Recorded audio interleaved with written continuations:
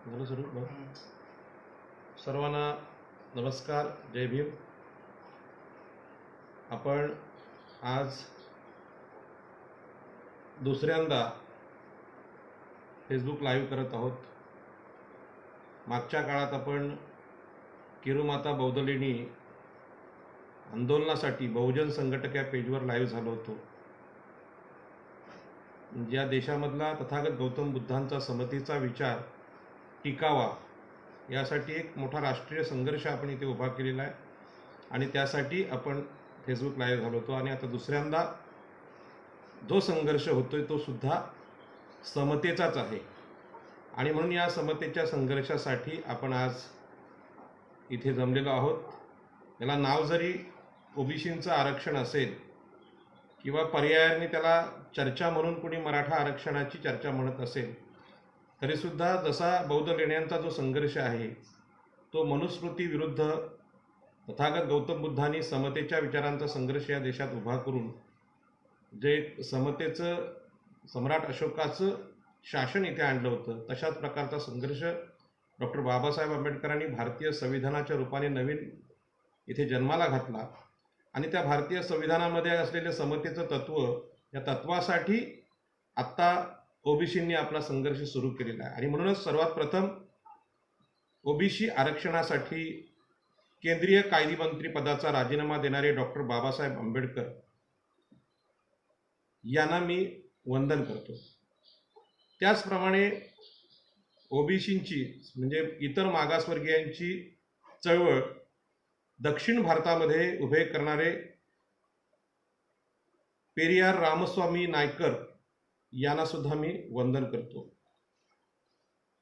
आपल्याला माहित आहे की ओबीसींना सामाजिक न्याय मिळवून देण्यासाठी जे जे महापुरुषांनी काम केले आहे त्यामध्ये राजर्षी शाहू महाराज आहेत, महात्मा ज्योतिबा फुले आणि सावित्रीबाई यांनी तर त्याचा पाया घातलेला आहे. त्याच पद्धतीने BP मंडल यांनी सुद्धा मंडल आयोगाच्या रूपाने मागासवर्गीयांच्या आंदोलनाला फार मोठा हातभार लावलेला आहे. मुळात आत्ता आरक्षणाविषयी तिरस्कार निर्माण करणारं वातावरण देशात दिसत असलं तरीसुद्धा आरक्षणामागची जी मूळ कल्पना आहे ती मूळ कल्पना अशी आहे की या देशामध्ये सर्व प्रकारची विषमता होती आणि या विषमतेचंच नाव मनुस्मृती होतं आणि या मनुस्मृतीच्या विरोधात अनेक महापुरुषांनी आंदोलन केली.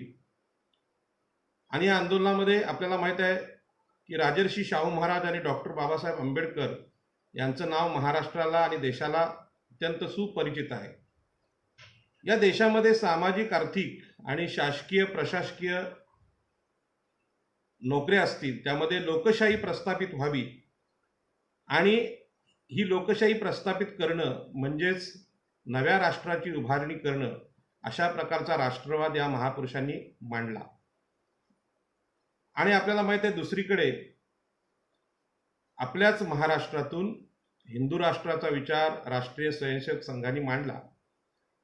आपल्या बाबासाहेब आंबेडकर, राजर्षी शाहू महाराज, महात्मा ज्योतिबा फुले, सावित्रीबाई, पेरियार यांनी मांडलेला राष्ट्रीय विचार आणि हा हिंदू राष्ट्राचा विचार हे परस्पर विरोधी विचार आहेत, ते एक विचार नाहीत. आणि म्हणून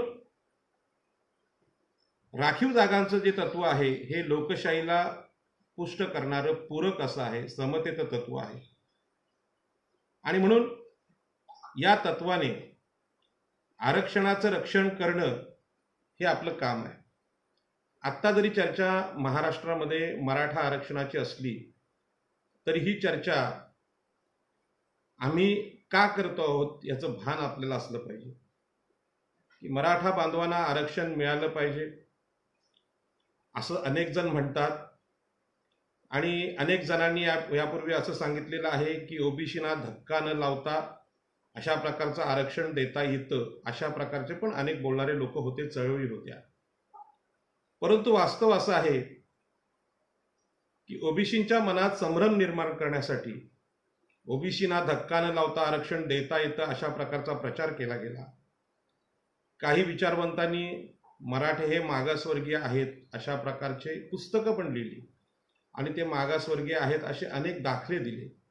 आणि दस्तूरखुद्द मराठा समाजाच्या मनामध्ये तुम्ही मागासवर्गीयात अशा प्रकारचा गैरसमज भरला गेला आणि याच्यावर अनेक युक्तिवाद झाले. परंतु महाराष्ट्राचं जे वास्तव आहे ते वास्तव या सगळ्या चर्चांनी बदललेलं नाही.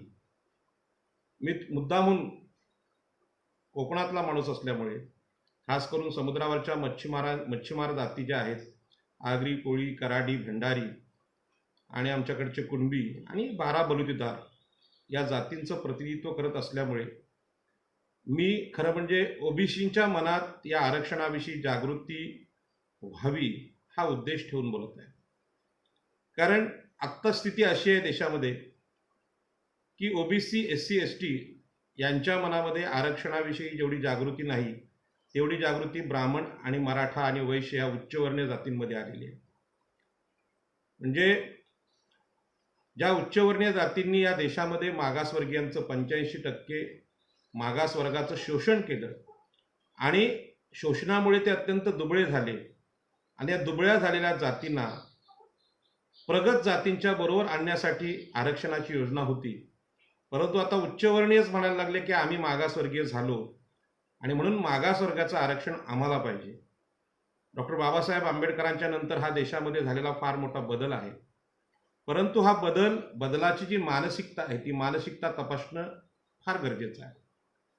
कारण हा जो बदल झालेला आहे हा बदल खूप चांगला आहे असं आपल्याला वाटू शकतं की बाबा उच्चवर्णीय लोक आता मागासवर्गीय होऊन आरक्षण मागायला लागलेत म्हणजे ते नम्र झालेत, अशा प्रकारची काही लोकांच्या मनामध्ये शंका येईल. परंतु असं नाही आहे की ज्यानं हजारो वर्ष प्रगतीची दारं बंद केली होती, सर्व प्रकारचं प्रतिनिधित्व बंद केलं होतं, मग ते राजकीय असेल, धार्मिक असेल, आर्थिक असेल, सामाजिक असेल, त्याची दारं बंद केली होती आणि दारं उघडण्याचं काम डॉक्टर बाबासाहेब आंबेडकरांनी केलं. आता अनेक जण आरक्षणावर आक्षेप घेणारे लोक असं म्हणतात की ओबीसींना आणि मागासवर्गीयांना जे आरक्षण दिलेलं आहे त्याची तपासणी करण्याची गरज आहे, ते खरोखर मागासवर्गीय आहेत का, वगैरे वगैरे वगैरे. मी तुम्हाला सांगेन की डॉक्टर बाबासाहेब आंबेडकरांचा आणि आमच्या रायगड जिल्ह्याचा कोकणाचा अत्यंत जवळचा संबंध आलेला आहे आणि या दृष्टीने महाराष्ट्रामध्ये कदाचित लोकांना माहीत नसेल तर ही बाजू महाराष्ट्राने ऐकून घेणं गरजेचं आहे. आपल्या देशामध्ये आरक्षणच नको, आरक्षणाला अपयश आलं असं ब्राह्मण महासंघाचे लोक बोलतात आणि संपूर्ण देशातले क्षत्रिय समजणाऱ्या जमीनदार जाती, जाट, गुर्जर, पटेल आणि आत्ता उदयन भोसले हे खासदार हे पण म्हणायला लागले की आम्हाला आरक्षण मिळत नसेल तर सर्वांचंच आरक्षण रद्द करा. म्हणजेच हे सगळे आरक्षण विरोधक आज इथे निर्माण झालेले आहेत. खरं म्हणजे 70 वर्षानंतर देशाच्या हे जे बदल घडत आहेत हे बदल देश पुन्हा एकदा मनुवादाकडे वाटचाल करत असल्याचं लक्षण आहे. आणि म्हणून मला मुद्दामहून मागासवर्गीय म्हणजे नक्की कोण याची आठवण नव्या पिढीला करून देणं गरजेचं आहे. मी सुद्धा नव्या पिढीतला माणूस आहे की मी काही जुन्या पिढीतला नाही. परंतु जी आंदोलनं रायगड जिल्ह्यात झाली त्यावरून मागासवर्गीय कोणाला म्हणायचं आणि ते मागासवर्गीय असणं म्हणजे काय हे सुद्धा आपल्याला समजलं पाहिजे. आणि हा प्रश्न उच्चवर्णीय जातींचा नाही तर हा प्रश्न मागासवर्गीय जातींचा आहे. म्हणून हा आगरी, कोळी, कराडी, भंडारी या सागरपुत्रांचा जास्त आहे आणि महाराष्ट्रात ओबीसी, बारा बलुतेदार ह्या लोकांचा आहे. तर मी पहिल्यांदा डॉक्टर बाबासाहेब आंबेडकरांनी केलेलं आंदोलन सांगेन की डॉक्टर बाबासाहेब आंबेडकरांनी चौदार तळ्याचं आंदोलन केलं. हे चौदार तळ्याचं आंदोलन नक्की काय होतं तर चौदार तळ्याच्या आंदोलनामध्ये इथल्या मागासवर्गीयांना उच्चवर्णीय लोक महाडमध्ये पाणी पिऊ देत नव्हते. पाणी पिऊ देत नव्हते हे सगळ्यांना गोष्ट माहीत होती. आज सुद्धा बऱ्याच जणांना माहीत आहे की पुण्यामध्ये ज्योतिबा फुले यांनी सुद्धा आपली विहीर मागासवर्गीयांसाठी खुली केली होती. आज ज्या पद्धतीनं आपल्या देशाचे पंतप्रधान जगात जाऊन देशाविषयी गौरवाची भाषणं करतात किंवा सांगतात की आमचा देश किती महान आहे, आम्ही किती महान परंपरेचे पाईक आहोत, आमचं हे हिंदू राष्ट्र किती प्रगत आहे आणि ते बलवान कसं होण्याच्या गप्पा मारतात. परंतु याच देशामध्ये डॉक्टर बाबासाहेब आंबेडकर ज्यांनी भारतीय संविधान लिहिलं त्यांना महाडमध्ये चौदार तळ्याचं आंदोलन करावं लागलं कारण इथल्या मागासवर्गीयांना सार्वजनिक ठिकाणी पाणी पिऊ दिलं जात नव्हतं. आणि यामध्ये SC ST आणि OBC हे सगळे होते. म्हणजे यात आगरी समाजाला सुद्धा जिथे ब्राह्मण पाणी पित होते तिथे पाणी पिऊ दिलं जात नव्हतं. आणि म्हणून सार्वजनिक ठिकाणी पाणी पिऊ न देणं हे मागास वर्गाचं एक लक्षण आहे. आणि म्हणून आज ब्राह्मण आणि क्षत्रिय म्हणजे मराठी असं म्हणतात की आम्ही पण मागासवर्गीय आहोत. अशा प्रकारचं पाणी पिऊ न देण्याची घटना त्यांच्या बाबतीत कुठे झाली नसेल. हा एक संघर्ष झाला. दुसरा संघर्ष असा होता की पाणी तर नाहीच, परंतु ज्या शेतामध्ये आमचे समस्त मागासवर्गीय 85% मागासवर्गीय काम करत होते, शेती कसत होते, ती शेती सुद्धा त्यांच्या मालकीची नव्हती. तर जन्माच्या आधारित जे ब्राह्मण आणि क्षत्रिय होते तेच या जमिनीचे खोत होते किंवा जमिनीचे मालक होते. आणि म्हणून या खोती विरोधी आंदोलनाचं नेतृत्व सुद्धा डॉक्टर बाबासाहेब आंबेडकरांनी कोकणातल्या सगळ्या OBCना आणि SC STना घेऊन केलं.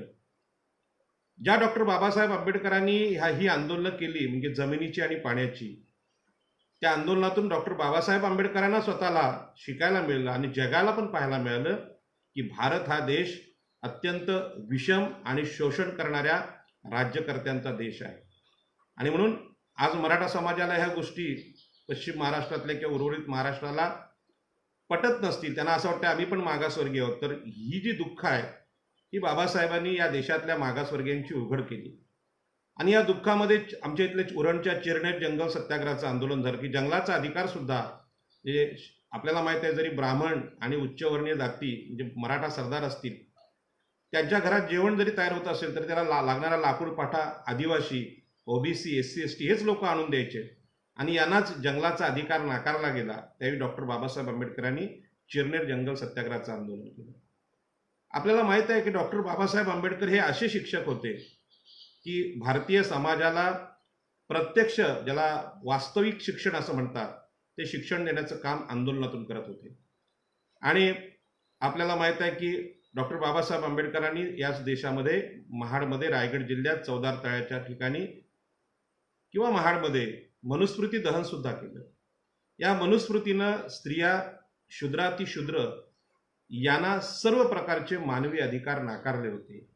आणि म्हणून मनुस्मृतीनुसार 85% शूद्रातिशूद्र असलेल्या लोकांना जे मानवी अधिकार नाकारलेत, यासाठी सुद्धा डॉक्टर बाबासाहेब आंबेडकरांनी ही मनुस्मृती दहन करून जगाच्या ह्या लक्षात आणून दिलं की हा देश उच्चवर्णीयांनी शोषण केलेल्या 85% मागासवर्गीयांचा देश आहे.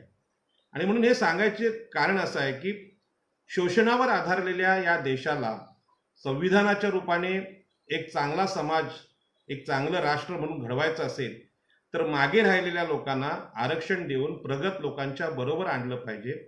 ही आरक्षणाची मूळ भूमिका आहे. आणि म्हणून आज ब्राह्मण महासंघ किंवा उदयन भोसले हे सांगत असतील तर आम्हाला जर आरक्षण मिळत नसेल तर सगळ्यांचं आरक्षण रद्द करा, हे दोन्ही विचार हे राष्ट्रविरोधी विचार आहेत, देशविरोधी विचार आहेत. आणि यासारखं मोठं पाप जे IPC मध्ये जरी गेलात आपण, तरी राष्ट्रद्रोह हा सगळ्यात मोठा काय म्हणतात त्याला गुन्हा आहे.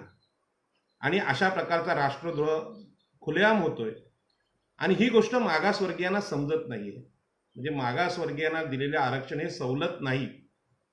जर त्याचं कारण असं आहे की इथल्या 85% वर्ग जो दुबळा आहे त्याला सशक्त बनवल्याशिवाय हे राष्ट्र उभं राहणार नाही. महात्मा फुल्यांनी अशाच प्रकारचा राष्ट्रवाद सांगितला. मी महात्मा फुल्यांना यासाठी धन्यवाद देईन की सगळ्या मागासवर्गीय जातींमध्ये कोळी समाज बांधव ते सुद्धा खूप मागास, त्यांच्याकडे शिक्षण नव्हतं. आणि ते जोपर्यंत साक्षर होत नाहीत, सक्षम होत नाहीत, तोपर्यंत हे राष्ट्र बलवान होणार नाही. अशा प्रकारचा विचार महात्मा ज्योतिबा फुले यांनी सांगितला होता. आणि याच महात्मा ज्योतिबा फुले यांना महात्मा ही पदवी मांडवी कोळीवाड्यामध्ये आमच्या आगरी कोळी मच्छीमार बांधवांनी दिली होती. कारण आपल्या देशात फक्त महात्मा गांधीच हे महात्मा होते आणि ज्योतिबा फुले हे सुद्धा महात्मा आहेत हे सांगायचा प्रयत्न OBCनीच केला. आणि म्हणून या सगळ्या घटना आहेत, या घटना ह्या राष्ट्रवादाच्या घटना आहेत. म्हणजे राष्ट्रवाद आणि राष्ट्रद्रोह, त्याच्यामुळे आरक्षण देणं, आरक्षण देऊन मागासलेल्या माणसांना पुढं आणणं हे देशाला बलवान बनवण्याचे सगळे तत्व आहे. आणि जन्मावर आधारित मोठेपणा जो आपल्या देशात होता की ब्राह्मण जातीत जन्माला आला, क्षत्रिय जातीत जन्माला आला किंवा वैश्य जातीमध्ये जन्माला आला, तो गुणवान, अशा प्रकारची जी व्याख्या मनुस्मृतीने ती केली होती, ती व्याख्येला छेद देऊन की कुठल्या उच्च जातीत जन्माला आला म्हणून सर्वश्रेष्ठ माणूस असतो, अशा प्रकारचा जो युक्तिवाद उच्चवर्णीय लोक करत होते त्याला छेद देऊन आपलं स्वतःचं जीवन पराक्रमाचं आणि अत्यंत उत्कर्षाचं करण्याचं काम डॉक्टर बाबासाहेब आंबेडकरांनी आपल्या जीवनातून केलं आणि आपल्याला ते आदर्श दिला. आणि समस्त मागासवर्गीयांना सांगितलं की हा डोक्यातला गैरसमज काढून टाका, मागासवर्गीय माणूस सुद्धा चांगली प्रगती करू शकतो. परंतु जो संघर्ष डॉक्टर बाबासाहेब आंबेडकरांनी केला, अशाच प्रकारचा संघर्ष सगळ्यांनाच जमणार नाही. कारण त्यांचा संघर्ष इतका पराकोटीचा होता की त्यांचं जीवन जरी आपण पाहिलं तरी आपल्याला असं वाटतं की एकट्याच माणसाच्या अंगात एवढे गुण एकाच वेळी असणं आणि एवढा मोठा अभ्यास करणं 18 तास सगळ्यांनाच जमणार नाही. आणि म्हणून डॉक्टर बाबासाहेब आंबेडकरांनी आपल्या जीवनात ज्या अडचणी आल्या आणि त्यांच्या सामाजिक जीवनात त्यांनी जे संघर्ष आणि लढे दिले, त्यावरून भारतीय संविधानाची रचना केली. आणि म्हणून भारतीय संविधानामध्ये डॉक्टर बाबासाहेब आंबेडकरांची सगळी भाषणं आपण पाहिली, संविधान सभेतली भाषणं पाहिली, तर या देशातल्या ज्या त्रुटी होत्या, अडचणी होत्या, त्या अडचणी दूर करण्याचा आटोकाट प्रयत्न भारतीय संविधानात डॉक्टर बाबासाहेब आंबेडकरांनी केलेला आहे. आणि म्हणून त्यातलाच भाग हा आरक्षण आहे. त्यामुळे आरक्षणाकडे वाईट हेतूने उच्चवर्णीय बघणारच, पण सगळ्यात मोठं दुःख आहे की आरक्षणाकडे दुर्लक्ष करणारे ओबीसी बांधव, एससी कॅटेगरीतल्या काही जाती आहेत, अजून आदिवासींना सुद्धा आरक्षण समजलेलं नाही. आणि म्हणून खरं म्हणजे मराठा आरक्षणाच्या निमित्ताने, ब्राह्मण आरक्षणाच्या निमित्ताने जागे होत आहेत ते ओबीसी, एससी एसटी आणि सगळे मागासवर्गीय.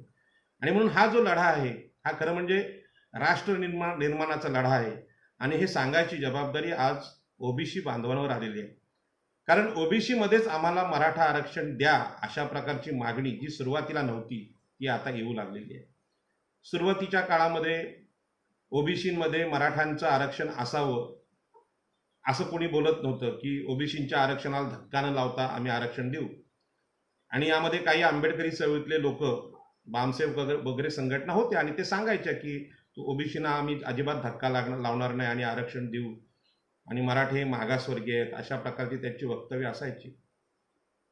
याच्या अगोदर आपल्याला माहित आहे की अनेक आयोगांनी की मराठे मागासवर्गीय नाहीत, बापट आयोग आहे, खत्री आयोग आहे, यांनी सांगितलेलं आहे, सरकारने सांगितलेलं आहे, न्यायालयाचे 3 निर्णय आलेले आहेत. तरी सुद्धा अशा प्रकारचा प्रचार केला गेला. आणि या प्रचारामध्ये ओबीसी बांधवांकडे जागृतीसाठी जशा प्रकारचं नेतृत्व असायला पाहिजे होतं तशा प्रकारचं नेतृत्व नव्हतं. आणि डॉक्टर बाबासाहेब आंबेडकरांचं जे नेतृत्व आहे ते नेतृत्व आता जरी नसलं तरी त्यांचं साहित्य हे ओबीसींसाठी आदर्श आहे हे ओबीसींना सांगणारं कोणी नव्हतं. आजच्या काळामध्ये जी समस्या आहे ती समस्या अशी आहे की ओबीसी आरक्षणासाठी केंद्रीय कायदेमंत्री पदाचा राजीनामा देणारे डॉक्टर बाबासाहेब आंबेडकर हे ओबीसी आरक्षणातले अत्यंत महत्त्वाचे नेते आहेत. परंतु आजच्या घडीला याच आरक्षणामुळे ग्रामपंचायतीपासून महानगरपालिकेपर्यंत निवडून आलेले ओबीसी आमदार आणि ओबीसी खासदार यांनी धडाधड आपली पत्र मराठा आरक्षणाच्या समर्थनार्थ दिलेली आहेत. म्हणजे डॉक्टर बाबासाहेब आंबेडकरांनी राजकीय जीवनाचा आम्हाला जो आदर्श दिला की एससी एसटी बरोबर ओबीसी सुद्धा सामाजिक दृष्ट्या मागासलेले आहेत. आणि कोणापासून मागासलेले आहेत तर ब्राह्मण, क्षत्रिय, वैश्य यांच्या इतके ते प्रगत नाहीत, त्यांच्यापेक्षा ते खूप मागे आहेत. आणि म्हणून त्यांना त्यांच्या बरोबरीने आणण्यासाठी ओबीसींचं आरक्षण असावं असं त्या काळच्या संसदेत बोलणारे डॉक्टर बाबासाहेब आंबेडकर जेव्हा सरकार ऐकत नाही म्हणून आपल्या केंद्रीय मंत्रिपदाचा राजीनामा देतात आणि आमच्याकडे आमदार म्हणजे आमच्या पनवेलचे सगळे आमदार, रायगडचे सगळ्या आमदारांनी आज मराठा आरक्षणाला पाठिंबा दिलेला आहे आणि ओबीसींचं ते नाव घ्यायला तयार नाहीत. ही जी स्थिती आहे ही आम्ही सार्वजनिक जीवनात, समाजाच्या जीवनात किती गुलाम आहोत, उच्चवर्णीय सत्ताधाऱ्यांचे किती गुलाम आहोत त्याची निदर्शक स्थिती आहे. आणि म्हणून ओबीसींचं प्रबोधन नक्की कुठून सुरू करावं हा प्रश्न आहे. म्हणजे सर्व आमदार आज मराठा आरक्षणाच्या बाजूने आहेत आणि ओबीसींना आरक्षण आहे किंवा मागासवर्गीयांचं आरक्षण वाचलं पाहिजे अशा प्रकारचं कुणी बोलायला सुद्धा तयार नाही, घाबरत आहेत. म्हणजेच आज देशामध्ये एक वेगळ्या प्रकारची दहशत आहे. उत्तर प्रदेशमधली जी घटना आहे, जी आपल्या एका मुलीवर जो बलात्कार झालेला आणि ज्या पद्धतीने पोलिसांनी आणि देशामध्ये एक बंडाचा झेंडा रोवला गेला आहे, आंदोलनाची स्थिती संपूर्ण देशात आहे आणि ते सगळा जो अन्याय अत्याचार आहे तो दाबण्याचा प्रयत्न ज्या पद्धतीने देशात होतोय, जी दहशत आहे तीच दहशत ओबीसी आरक्षण संपवण्याच्या बाबतीत सुद्धा आपल्याला पाहायला मिळते. आणि म्हणून अशा परिस्थितीमध्ये आरक्षण नको किंवा आरक्षणामुळे देश अधोगतीला जाईल असं ज्यांचं सुरुवातीला सुद्धा म्हणणं होतं, म्हणजे बाबासाहेब आंबेडकरांच्या काळात सुद्धा त्या लोकांचं असं म्हणणं होतं, तेच लोक आज असं आरक्षणाची दहशत निर्माण करतायत. एक तर मागासवर्गीयांच्या आरक्षणात आम्हाला वाटेकरी करा आणि तुम्हाला वाटेकरी करता येत नसेल तर आरक्षणच रद्द करा, हा जो त्यांचा दावा आहे तो या देशातल्या समतेच्या विरुद्ध दावा आहे. आणि म्हणून हा धोका समस्त मागासवर्गीय लोकांना आहे. हा जर 85% मागासवर्गीयांचा देश असेल तर मागासवर्गीयांचा भारत हा अत्यंत धोक्यामध्ये आज आलेला आहे. आणि म्हणून हा निर्णय, हे जे आंदोलन आहे हे खऱ्या राष्ट्रवादाचं, मागासवर्गीय राष्ट्रवादाचं आंदोलन आहे. या अर्थाने आपण याचा विचार केला पाहिजे. समाजामध्ये समता, बंधुता आणि स्वातंत्र्य नांदेल हा आरक्षणामागचा हेतू आहे. आणि असं असताना सुद्धा ज्या पद्धतीनं अट्टाहासानं मराठा बांधव हे मागासवर्गीय आहेत असा दाखवण्याचा प्रयत्न झाला आणि त्या प्रयत्नामध्ये महाराष्ट्रामध्ये जी चर्चा सगळ्यांना माहिती आहे की सगळ्यात जास्त मुख्यमंत्री या महाराष्ट्रात मराठा समाजाचे झाले. सगळ्यात जास्त जमिनींचं प्रमाण जे आहे ते मराठा समाजाकडे आहे. ऊस कारखाने असतील, सहकारी चळवळी असतील, सहकारी बँका असतील, याच्यावर वर्चस्व मराठा समाजाचं आहे. 150 आमदार मराठा समाजाचे आहेत. म्हणजे स्वातंत्र्यानंतर 70 वर्षात मराठा बांधवांनी केलेली वाटचाल आहे. राजकीय क्षेत्रात सत्ताधारी असण्याची वाटचाल आहे. आणि आपल्याला माहित आहे की मनुस्मृतीनुसार ब्राह्मण, क्षत्रिय, वैश्य हे जे 3 वर्ग आपल्याला दिसतात, या वर्गामध्ये सुद्धा शिक्षण, सत्ता, संपत्ती ही जी एकवटलेली आहे अशा प्रकारची सत्तेचं केंद्रीकरण हे मराठा बांधवांकडे झालेलं आहे. आणि 70 वर्षानंतर मधली ही जी महाराष्ट्रातली विषमता आहे त्या विषमतेलाच मागासवर्ग किंवा मागासलेले समजणं हे आपल्या डोळ्याला आणि बुद्धीला न पटणारी गोष्ट आहे. आणि म्हणून हीच गोष्ट अनेक मागासवर्गीय आयोगाने सांगितली की मराठा समाज हा मागासवर्गीय होऊ शकत नाही, किंबहुना तो सामाजिक दृष्टीने मागासलेला आहे असं कुणी मान्य करायला तयार नव्हतं. परंतु या संविधानामधली किंवा आरक्षणामधलं सगळ्यात मोठं तत्व आहे, तुम्ही आर्थिकदृष्ट्या मागासलेले असाल, शैक्षणिकदृष्ट्या मागासलेले असाल, पण सामाजिकदृष्ट्या मागासलेले नसाल तर तुम्हाला आरक्षण मिळत नाही. आणि म्हणून आता आम्ही सामाजिकदृष्ट्या सुद्धा मागासलेले आहोत असा दाखवण्याचा प्रयत्न या आरक्षणाच्या राजकारणात झाला. आणि ज्यांच्या हातात सर्वपक्षीय सगळ्या पक्षांची सत्ता आहे, मराठा आमदारांच्या किंवा मराठा मंत्र्यांच्या, त्यांना हे कठीण नव्हतं. आणि म्हणून गायकवाड आयोगाने जो अहवाल बनवला किंवा नारायण राणेंनी जो अहवाल बनवला हा अहवाल खोटा होता. हा मराठ्यांना मागासवर्गीयांचं आरक्षण द्यावं ह्या अट्टहासाने पेटलेला तो विषय होता. आणि ही गोष्ट आता सिद्ध व्हायला लागली. कारण यासाठी आपल्याला माहित आहे कोपर्डीचं प्रकरण झालं आणि त्यानंतर हे मराठा क्रांती मोर्चे निघायला लागले आणि मागणी व्हायला लागली की मराठ्यांना आरक्षण पाहिजे. परंतु ज्यावेळी हे आरक्षण आपल्याला न्यायालयातून मिळू शकत नाही अशी स्थिती आली, कारण उत्तरेत सुद्धा म्हणजे उत्तर भारतात सुद्धा जाट, गुर्जर, पटेल यांना सुद्धा आरक्षण मिळत नाही, ही गोष्ट न्यायालयाने समोर आली, तेव्हा स्वतंत्र आरक्षण विषय बाजूला लावून ते ओबीसी मध्येच मिळावं अशा प्रकारची मागणी जोर धरू लागली. आणि आज त्या मागणीने खूप टोक गाठलेलं आहे.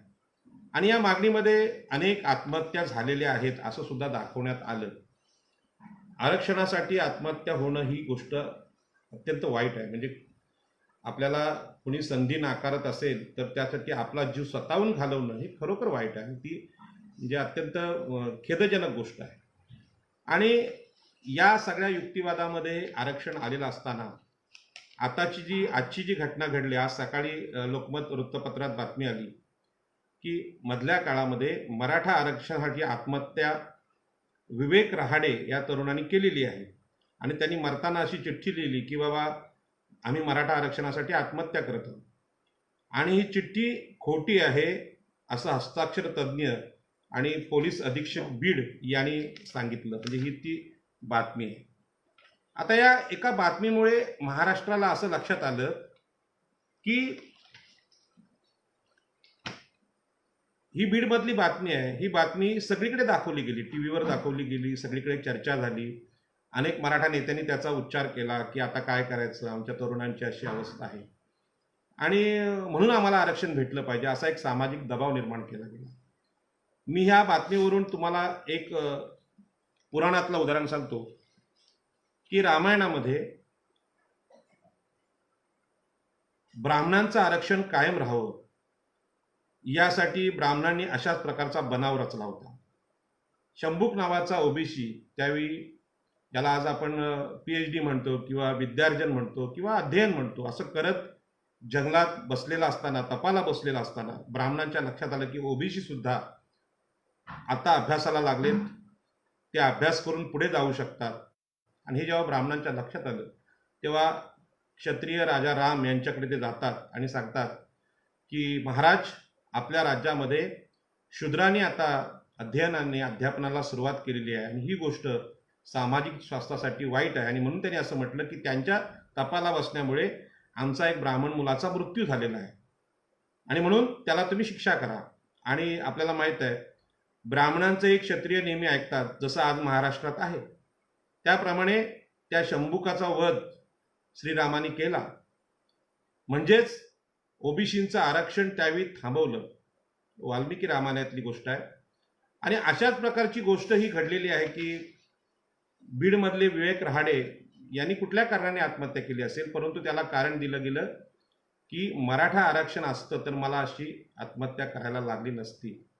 आणि ही जी बातमी आहे ती बातमी खोटी आहे, चिठ्ठी खोटी आहे, अशा प्रकारचं स्टेटमेंट पोलिसांकडून आणि हस्ताक्षर तज्ज्ञांकडून आता आलेलं आहे. मला हे सांगायचं की ह्या ज्या घटना आहेत, ह्या घटना महाराष्ट्राच्या आणि देशाच्या दिशाभूल करणाऱ्या घटना आहेत. आणि म्हणून आरक्षण जरी पाहिजे असेल तर ते सत्यावर आधारित असलं पाहिजे. आम्ही खरोखर मागासवर्गीय आहोत का? महाराष्ट्रातल्या ओबीसींनी, SC STनी कधी मराठा समाजाचा कुठे अपमान केलाय का? कुठं शोषण केलंय का? ब्राह्मणांनी शोषण केलं असेल, तो विषय ब्राह्मण क्षत्रिय यांचा जुना विषय आहे. तो वाद खूप जुना आहे. आपल्याला माहिती आहे परशुरामाने 21 वेळा पृथ्वी निक्षत्रिय केली असे ब्राह्मण म्हणतात, कारण त्यांचं वैर ह्या त्या काळच्या राजांबरोबर होतं. म्हणजे क्षत्रिय म्हणजे राज्यकर्त्या वर्गावर होतं आणि राज्यकर्त्यांना वाटायचं की ब्राह्मणांचं श्रेष्ठत्व आहे, धार्मिक श्रेष्ठत्व, ते आम्हाला पाहिजे. आणि ब्राह्मण क्षत्रिय वैश्यांमधला हा वाद म्हणजे इतका भयानक आहे की ओबीसीना क्षत्रियांनी कधी शस्त्र नाही हातात दिलं, ब्राह्मणांनी कधी शिक्षण हातात दिलं नाही, वैश्यांनी कधी व्यापार हातात दिला नाही. ओबीसी SC STना या स्पर्धेत कधी कोणी स्वीकारलंच नाही, येऊच दिलं नाही. आणि म्हणून ह्या ज्या घटना घडत आहेत, म्हणजे लोकांची दिशाभूल करणाऱ्या घटना घडत आहेत, त्या घटना ही चळवळ प्रामाणिक नाही अशा प्रकारचे लक्षण आहे. आणि ही गोष्ट ओबीसीने लक्षात घेतली पाहिजे. कारण आज मराठ्यांना आरक्षण द्या म्हणून आमच्या सगळ्या आगरी कोळी समाजातले, म्हणजे इथले भाजप, शिवसेना, राष्ट्रवादी, शेकाप सगळ्या आमदारांनी पत्र दिलेली आहेत की आमचा या आरक्षणाला पाठिंबा आहे. खरं म्हणजे ओबीसींच्या किंवा मागासवर्गीयांच्या बाजूने एकही लोकप्रतिनिधी राहिलेला नसताना ओबीसींनी किंवा SC STनी आपल्या न्यायाचा विषय मांडायचा कुठे, हा मोठा प्रश्न आहे. आणि म्हणून न्यायालयात हा विषय खूप गाजतोय आणि या न्यायालयामध्ये सगळ्या अर्थाने एक माणूस किंवा एक विधिज्ञ फार मोठी लढाई देत आहे. त्यांचं नाव आहे गुणरत्न सदावर्ते आणि त्यांना सुद्धा प्रचंड शिव्याशाप देण्याचं काम चालू आहे. परंतु एवढ्या प्रखरपणे या आरक्षणाच्या बाबतीत कोणी बोलायला तयार नाही. आणि म्हणून ॲडव्होकेट गुणरत्न सदावर्ते यांना आम्ही सर्व ओबीसी म्हणजे पाठिंबा देतोय. कारण का सामाजिक न्यायाचा विषय, समतेचा विषय देशात टिकवण्यासाठी अशा प्रकारचं स्पष्ट वक्तव्य करणं गरजेचं आहे. आणि म्हणून आरक्षण हे सामाजिक न्यायाचा विषय आहे. आपल्याला माहित आहे की मनुस्मृतीनं स्त्रियांना सुद्धा शूद्र म्हटलेलं आहे. स्त्रियांना मनुस्मृतीने संपत्तीचे आणि शिक्षणाचे अधिकार नाकारले होते. आरक्षणाची चर्चा करताना ओबीसी, एससी, एसटी यांच्याविषयी आम्ही बोलतोय, पण 50% स्त्रियांना सुद्धा मनुस्मृतीने सर्व प्रकारचे अधिकार नाकारले होते. आणि म्हणून हे अधिकार नाकारले होते. त्यात ब्राह्मण, क्षत्रिय, वैश्य या तिन्ही उच्चवर्णीय जाती आहेत. आणि म्हणून स्त्रियांनी सुद्धा हा विषय अत्यंत गंभीरपणे घेणं गरजेचं आहे. आणि आपल्याला माहिती आहे प्रॉपर्टीच्या वादामध्ये आज सुद्धा महिलांना वडिलांच्या आणि पतीच्या संपत्तीमध्ये वाटा न देणारे, मग ते जिल्हाधिकारी असतील, तहसीलदार असतील, तलाठी असतील, हे सुद्धा मनुस्मृती प्रणित आहेत किंवा क्षत्रिय वृत्तीने भारलेले आहेत. आणि ते सगळ्या आपल्याच घरातल्या स्त्रियांवर सुद्धा अन्याय अत्याचार करतायत. आणि म्हणून ओबीसी मध्ये मराठा आरक्षण येत आहे हा एवढाच विषय नाही, तर या देशामधले स्त्री शूद्रातिशूद्र, महात्मा ज्योतिबा फुले यांनी सांगितलं की शोषण कोणाचं झालंय, तर स्त्रियांचं झालंय, शूद्रांचं झालंय, अतिशूद्रांचं झालंय. या सर्वांच्या दृष्टीने ही घटना अत्यंत महत्वाची आहे.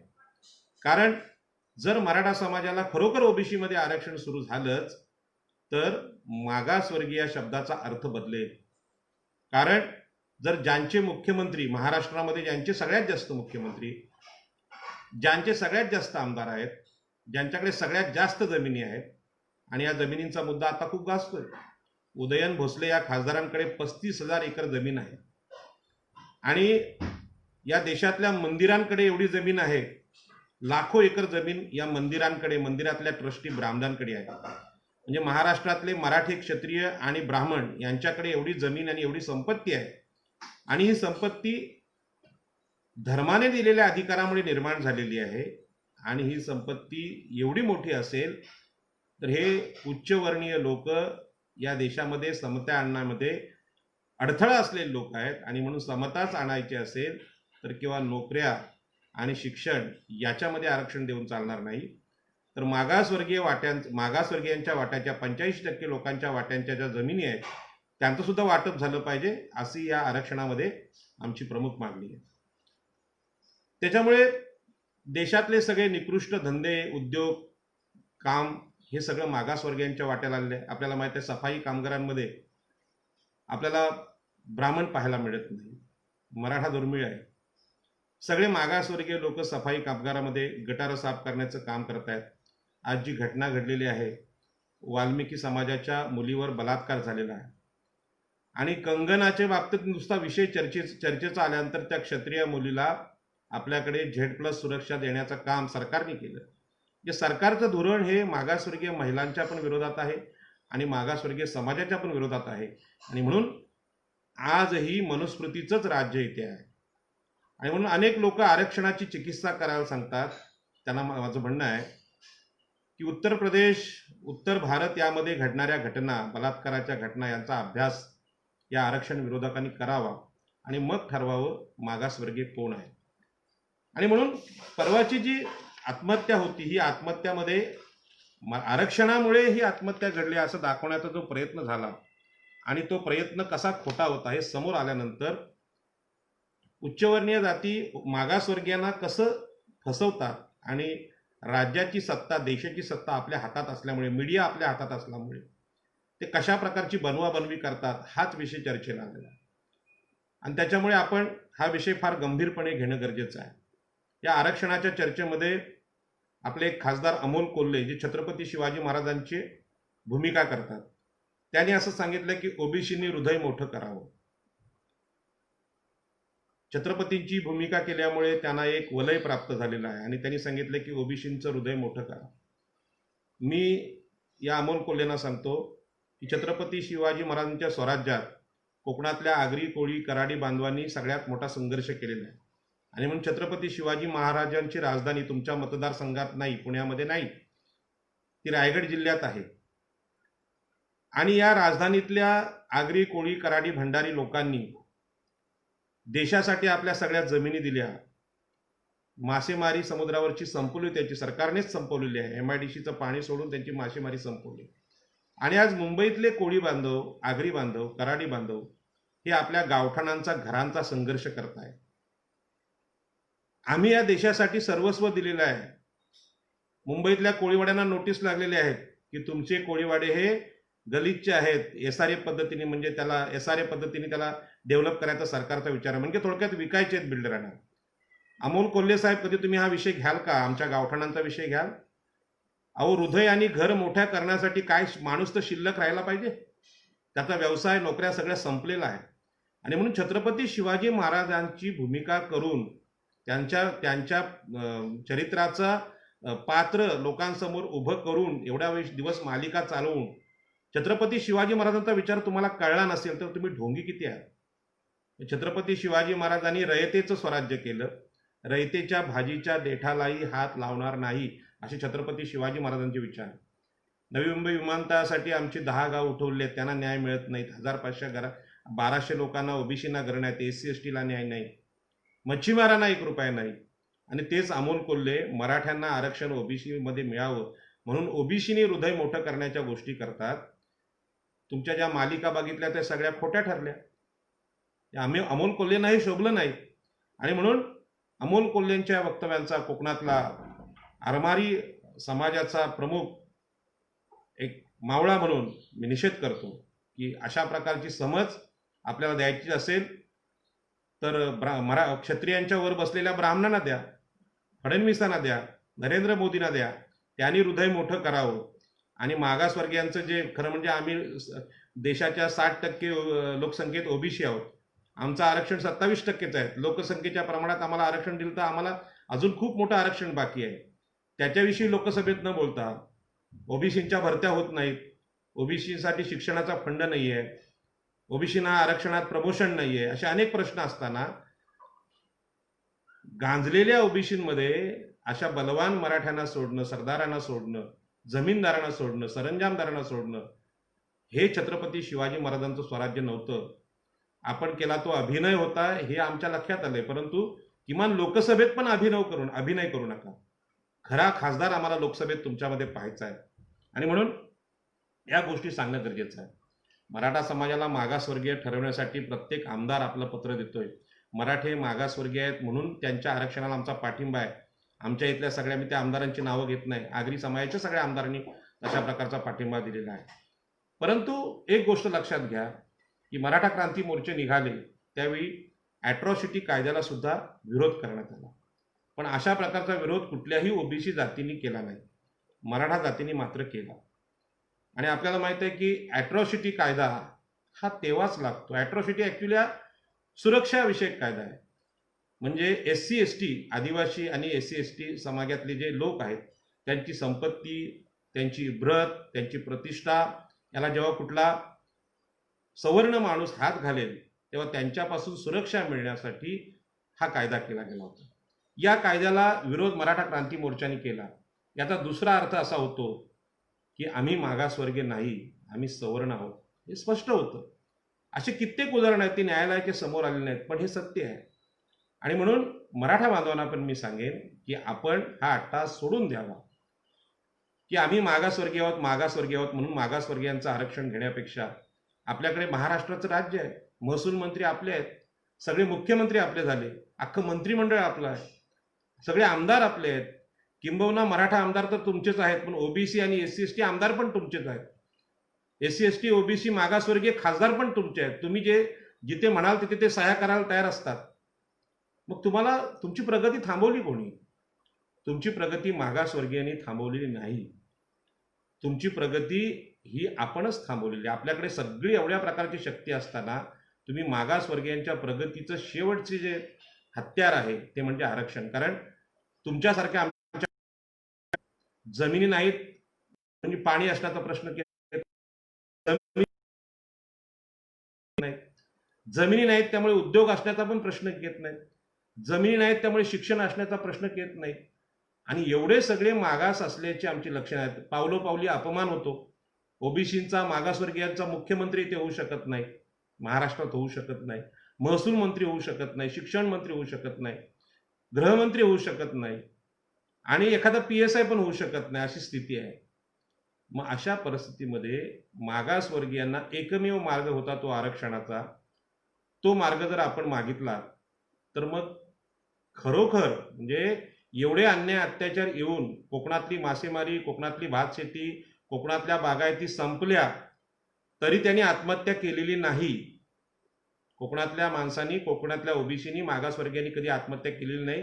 किंबहुना कुठल्याही मागासवर्गीयांनी आरक्षण नाही म्हणून आत्महत्या केलेली नाही किंवा एवढ्या अडचणी असताना आत्महत्या केलेली नाही. पण आपली सगळ्यांची अशी इच्छा आहे का की या लोकांनी इथे जगूच नये, या लोकांनी इथे राहूच नये? आणि ही गोष्ट अत्यंत भयानक आहे. आणि म्हणून आपण ह्या सगळ्या मागण्या करत असताना आपण काळाचं भान ठेवलं पाहिजे. आणि म्हणून उदयन भोसले जे खासदार आहेत त्यांनी जी मागणी केली ती अत्यंत भयानक मागणी होती की आम्हाला आरक्षण भेटत नसेल तर आरक्षणच रद्द करा. आरक्षण रद्द करा म्हणजे भारतीय संविधानामध्ये जे मूळ तत्व आहे, म्हणजे भारतीय संविधानाची जी प्रास्ताविका आहे त्यामध्ये समतेचं, आर्थिक, सामाजिक, राजकीय समता प्रस्थापित करण्याचा हेतू आहे. कारण या देशामध्ये या सगळ्या प्रकारची विषमता होती आणि विषमता संपवून समता आणण्याच्या हेतूसाठी आरक्षण आहे. आपण खासदार असून त्या हेतूच्या विरोधात बोलत असाल तर निश्चितपणे आपण छत्रपती शिवाजी महाराजांची परंपरा सांगणारे लोक नाहीत. आणि म्हणून अनेक लोक आता म्हणायला लागलेत की राजेशाही नष्ट झाली. आणि खरी गोष्ट आहे, राजे होण्याचा मान फक्त छत्रपती शिवाजी महाराजांना होता. त्यांनी मागासवर्गीय, बारा बलुतेदार, रयतेला हे स्वराज्य दिलं. किंबहुना मनुस्मृतीने समुद्र उल्लंघन करणं पाप आहे असं सांगितलेलं असताना आमच्यासारख्या आगरी, कोळी, कराडी, भंडारी बांधवांना घेऊन स्वराज्याचं आरमार उभं केलं. सम्राट अशोक आणि छत्रपती शिवाजी महाराज हे दोनच राजे असे झाले. आज समुद्रामधला मच्छीमार जवळजवळ मच्छीमारी संपलेली आहे. त्या मच्छीमाराला अजिबात अनुदान नाही. उसाच्या शेतीला 1600 कोटींचं अनुदान येतं, पण मच्छीमारांना कुठल्या प्रकारचं अनुदान नाही, कुठल्याही प्रकारच्या सुविधा नाहीत. आणि छत्रपती शिवाजी महाराजांचं आरमार म्हणजेच हे कोळी, आगरी, भंडारी त्यांना संपवण्याचं काम इथे झालेलं आहे. आणि आपण आज त्यांच्याकडे असलेलं आरक्षण रद्द करा अशा प्रकारची मागणी करताय. ही मागणी अत्यंत निंदी आहे. आणि म्हणून ओबीसी या विषयावर कोणी बोलत नव्हते आणि आज आपण याच्यावर बोलायला लागलो आहोत. कारण ह्या गोष्टी ज्या चाललेल्या आहेत की मराठा समाजाला आरक्षण मिळावं असं तुमचं म्हणणं आहे, त्या म्हणण्याचा अर्थ स्पष्ट करणं गरजेचं आहे. कारण आपण मागासवर्गीय नाही आणि आपण मागासवर्गीय नाही याचं हे एकमेव उदाहरण आहे की आपल्याला कधी कोणी कमी लेखत नाही. म्हणजे भारतीय जनता पार्टीने सुद्धा मराठा समाजाच्या नेत्यांना स्वतःहून खासदारकी द्यायला सुरुवात केली. पण या देशातले दोन्ही पक्ष, काँग्रेस असेल, राष्ट्रवादी असेल, भाजप असेल, यांना असं वाटत नाही की बाबा कोकणातले हे मच्छीमार समाजाचे लोक आहेत, यांच्यातला एखादा खासदार आपण करावा, तो हे इथले मच्छीमारांचे प्रश्न तिकडे मांडेल. परंतु अशा प्रकारच्या मागासवर्गीयांच्या माणसाला कोणी खासदार करायला तयार नाही, कोणी आमदार करायला तयार नाही. पण आपल्यासाठी सगळे उदार आहेत, त्यामुळे आपण मागासवर्गीय नाही हे सिद्ध झालेलं आहे. आणि म्हणून ओबीसींचे आरक्षण रद्द का करू नये असे सराटे पण म्हटले. म्हणजे एवढी मोठी मजल झालेली आहे की आम्ही फक्त नरेंद्र मोदींनाच हुकुमशाह म्हणत होतो, पण सराटेंसारखे आरक्षणावर काम करणारी माणसं सुद्धा ओबीसीचं आम्ही आरक्षण रद्द का करू नये यासाठी याचिका दाखल करायला लागलेत. याचा अर्थ काय होतो? म्हणजे घटनेच्या चौकटीमध्ये आपण युक्तिवाद केले पाहिजेत, आपण चर्चा केल्या पाहिजेत, आपण आपल्या समाजाचं प्रबोधन केलं पाहिजे, इथपर्यंत ठीक आहे. परंतु भारतीय संविधानाचं जे सार आहे, सामाजिक विषमता नष्ट करणं, आर्थिक विषमता नष्ट करणं, राजकीय विषमता नष्ट करणं, यासाठी जर आरक्षण असेल आणि तुम्ही आरक्षणाला विरोध करत असाल तर आपण देशप्रेमी नाहीत, राष्ट्रवादी नाहीत. हा सगळा विषय जातो देशद्रोहाकडे. आणि म्हणून हा विषय अत्यंत महत्त्वाचा आहे. आम्हाला जर आरक्षण मिळत नसेल तर नेट परीक्षा रद्द करा, पोलीस भरती करू नका. हा कुठला अट्टहास? म्हणजे जे काही संधीचं आहे आरक्षणाचं ते आम्हालाच भेटलं पाहिजे अशा प्रकारचा अट्टहास करणं ही एक प्रकारची हुकुमशाही आहे. आणि म्हणून या हुकुमशाहीला उत्तर केंद्रातल्या भाजप सरकारने विरोधी पक्षाने सुद्धा करणं गरजेचं होतं. परंतु ब्राह्मण, क्षत्रिय, वैश्य हे ठरवून ही वाक्य एकामेकांच्या तोंडात घालत आहेत आणि ओबीसीना आरक्षण मिळू नये अशा प्रकारचं काम करत आहेत. आणि म्हणून आत्ता ही सगळी चर्चा मी केल्यानंतर मी ओबीसी बांधवांना एवढंच सांगेन, मागासवर्गीय बांधवांना एवढंच सांगेन की आरक्षण काय असतं हे आपण पहिल्यांदा समजून घेतलं पाहिजे. आरक्षण ही सवलत नाही, आरक्षण ही संधी आहे. जरी ओबीसीना एससी एसटीना आरक्षण भेटलं तरी प्रत्येकाला मिळणार नाही. त्यातले काही लोक हे राजकीय क्षेत्रात जातील, आर्थिक क्षेत्रात जातील, शिक्षण क्षेत्रात जातील, न्यायालयाच्या क्षेत्रात जातील, सगळेच जाऊ शकणार नाही. परंतु कोणीतरी गेलं पाहिजे. आज ह्या ओबीसीमध्ये साधारणपणे 360 जाती आहेत. ओबीसीमधल्या मोजक्या जाती आज बोलायला आहेत, आरक्षणासाठी लढायला फार मोजके आहेत. आगरी आहेत, कोळी आहेत, भंडारी आहेत, माळी आहेत, आमचे श्रावण देवरे आहेत, आमचे चंद्रकांत बावकर आहेत कुणबी समाजाचे. मोजके लोक बोलणारे आहेत, मोजके लोक लढणार आहेत. आमच्या समाजाचे जेवढे आमदार आहेत, नगरसेवक आहेत, ते कोणी बोलायला तयार नाहीत. आणि अशा परिस्थितीमध्ये आरक्षण म्हणजे शिक्षण आणि नोकऱ्यांमधलंच आरक्षण नसतं, तर ओबीसीना स्थानिक स्वराज्य संस्थांमध्ये आरक्षण भेटलेलं आहे. आणि ह्या आरक्षणामुळे नगरसेवक सरपंच होत आहेत, महापौर होत आहेत. मी आता उरणमध्ये राहतो, नवी मुंबईमध्ये सागर नाईक महापौर झाले, संजीव नाईक महापौर झाले, इकडे जयम म्हात्रे झाले पनवेलमध्ये, प्रशांत ठाकूर झाले. परंतु हे सगळे लोक मराठा आरक्षणाला पाठिंबा देत आहेत. या नेते झालेल्या, महापौर झालेल्या नगरसेवक लोकांना जर आरक्षण कळलेलं नसेल तर सामान्य कष्टकरी माणसाकडून या आरक्षणाची मागणी करणं खूप अवघड आहे. आणि म्हणून परवापासून मी आमच्या सगळ्या ओबीसी नेत्यांना सांगितलं की आरक्षण म्हणजे केवळ शिक्षण आणि नोकऱ्यांमध्ये असतं अशातला भाग नाही. मी सांगितलं मागाशी चर्चेत की ज्येष्ठ विधिज्ञ गुणरत्न सदावर्ते यांनी हा मुद्दा आणला की उदयन भोसले यांच्याकडे 35,000 एकर जमीन आहे आणि ते कसणारे लोक जे कोणी आहेत ते गरीब मराठा बांधव असतील किंवा ओबीसी एससी एसटी असतील, पण त्या लोकांना ती जमीन दिली तर बरीचशी विषमता नष्ट होईल. परंतु नेत्यांना हा विसर पडलाय की आम्ही जे बोलतो तसं वागतो का, आम्ही जे बोलतो त्याच्या विरोधात आपलं वागणं आहे. आणि म्हणूनच जमिनींची आंदोलनं आम्ही कोकणामध्ये सतत चालवत आलो. डॉक्टर बाबासाहेब आंबेडकरांनी जे खोती विरोधी आंदोलन सुरू केलं त्यानुसार सुद्धा आणि मंडल आयोगानुसार सुद्धा की केवळ शिक्षण आणि नोकऱ्यांमध्ये आरक्षण मिळालं पाहिजे, ही जी आरक्षणाची मागणी लोकांना आता दृश्य स्वरूपात दिसते तसं नाहीये. मराठा समाज तर म्हणतो की आम्हाला शिक्षण आणि नोकऱ्यामध्ये आरक्षण द्या, आम्हाला राजकीय आरक्षण नको, कारण राजकीय सत्ता ग्रामपंचायतीपासून विधानसभा, विधान परिषद आणि लोकसभा तुमचीच आहे. तुम्ही काय ठेवलंच नाही दुसऱ्याला, आणि दुसरा कोणी निवडून येऊ नये याची काळजी घेतलेली आहे. आणि आमचे समजा ओबीसी आमदार काही निवडून आलेले आहेत, त्यांची पण तुम्ही पत्र स्वतः सह्या करून घेतायत की ते ओबीसी आहेत, ते पण विसरलेले आहेत. मग राजकीय क्षेत्रात तुम्हाला विरोधच राहिलेला नाही. आर्थिक क्षेत्रात बँका तुमच्याकडे, सहकारी बँका तुमच्याकडे, कंपन्या तुमच्याकडे, ऊस कारखाने तुमच्याकडे, फायनान्स मिनिस्टर तुमचे, वित्तमंत्री तुमचे. मग ओबीसींच्या मागासवर्गीयांच्या वाट्याला येणार काय? आणि म्हणून सर्व प्रकारची सत्ता, आर्थिक, सामाजिक, शैक्षणिक सगळी प्रकारची सत्ता महाराष्ट्रातल्या मराठा आणि ब्राह्मण समाजाकडे असताना एकाने म्हणायचं मराठा समाजाने आम्ही ओबीसी आहोत म्हणून ओबीसीमध्ये आरक्षण द्या, ब्राह्मणांनी म्हणायचं हे आरक्षणात रद्द करा, आर्थिक निकषावर द्या. आर्थिक निकषावर आरक्षण देता येत नाही. आणि असा असेल आर्थिक निकष, विजय मल्ल्याला सुद्धा कर्जातून मुक्त करून त्याला आरक्षणाचे फायदे द्यायला लागतील, ज्यांनी देशाला बुडवलंय. आणि म्हणून आजच्या घडीला आरक्षणाची मागणी करत असताना मी हे चॅनल पाहणाऱ्यांना सांगेन की आपल्याला आरक्षणाची सगळी कल्पना बदलणारं आंदोलन करावं लागेल. आपल्यापैकी बरेच जण मागासवर्गीयांमध्ये भूमिहीन आहेत. त्या भूमिहीन माणसाला प्रत्येकाला जमीन भेटली पाहिजे. महाराष्ट्राची एकूण जमीन आहे ती समसमान वाटली पाहिजे. ज्यांच्याकडे अतिरिक्त जमीन आहे, 50 एकर, 10 एकरपेक्षा जास्त जमीन आहे, त्या जमिनी जे भूमिहीन आहेत त्यांना सरकारने वाटल्या पाहिजेत. आणि वाटत नसतील तर कसेल त्याची जमीन, जिथे जिथे आपले लोक जमीन कसत असतील त्या जमिनी आपल्या नावावर करण्याचं आंदोलन आम्ही कोकणामध्ये चालवतो, आपल्याकडे पण चालू. आदिवासींच्या जमिनी सुद्धा लुटण्याचे प्रकार संपूर्ण महाराष्ट्रात चालू आहेत. महारवतनी जमिनी लुटण्याचे प्रकार चालू आहेत. पुण्यामध्ये आता एक माझ्याकडे प्रकरण आलेले आहेत येरवड्याला की महारवतनी जमीन लुटण्यामध्ये महाराष्ट्राचे जाणते राजे तर आपण म्हणत नाही, परंतु जाणते राजे हे टोपण नाव आहे, ते सुद्धा त्यात प्रयत्न करतायत. तर ते प्रकरण सुद्धा आम्ही घेणार आहोत. जमिनीसाठी आम्ही आंदोलन केली पाहिजेत. उद्योगामध्ये, MIDC मध्ये आम्हाला भूखंड पाहिजेत. उद्योगांमध्ये आमचे लोक उद्योगपती झाली पाहिजेत, यासाठी आरक्षण असलं पाहिजे, किंवा त्यात सुद्धा आरक्षण असलं पाहिजे.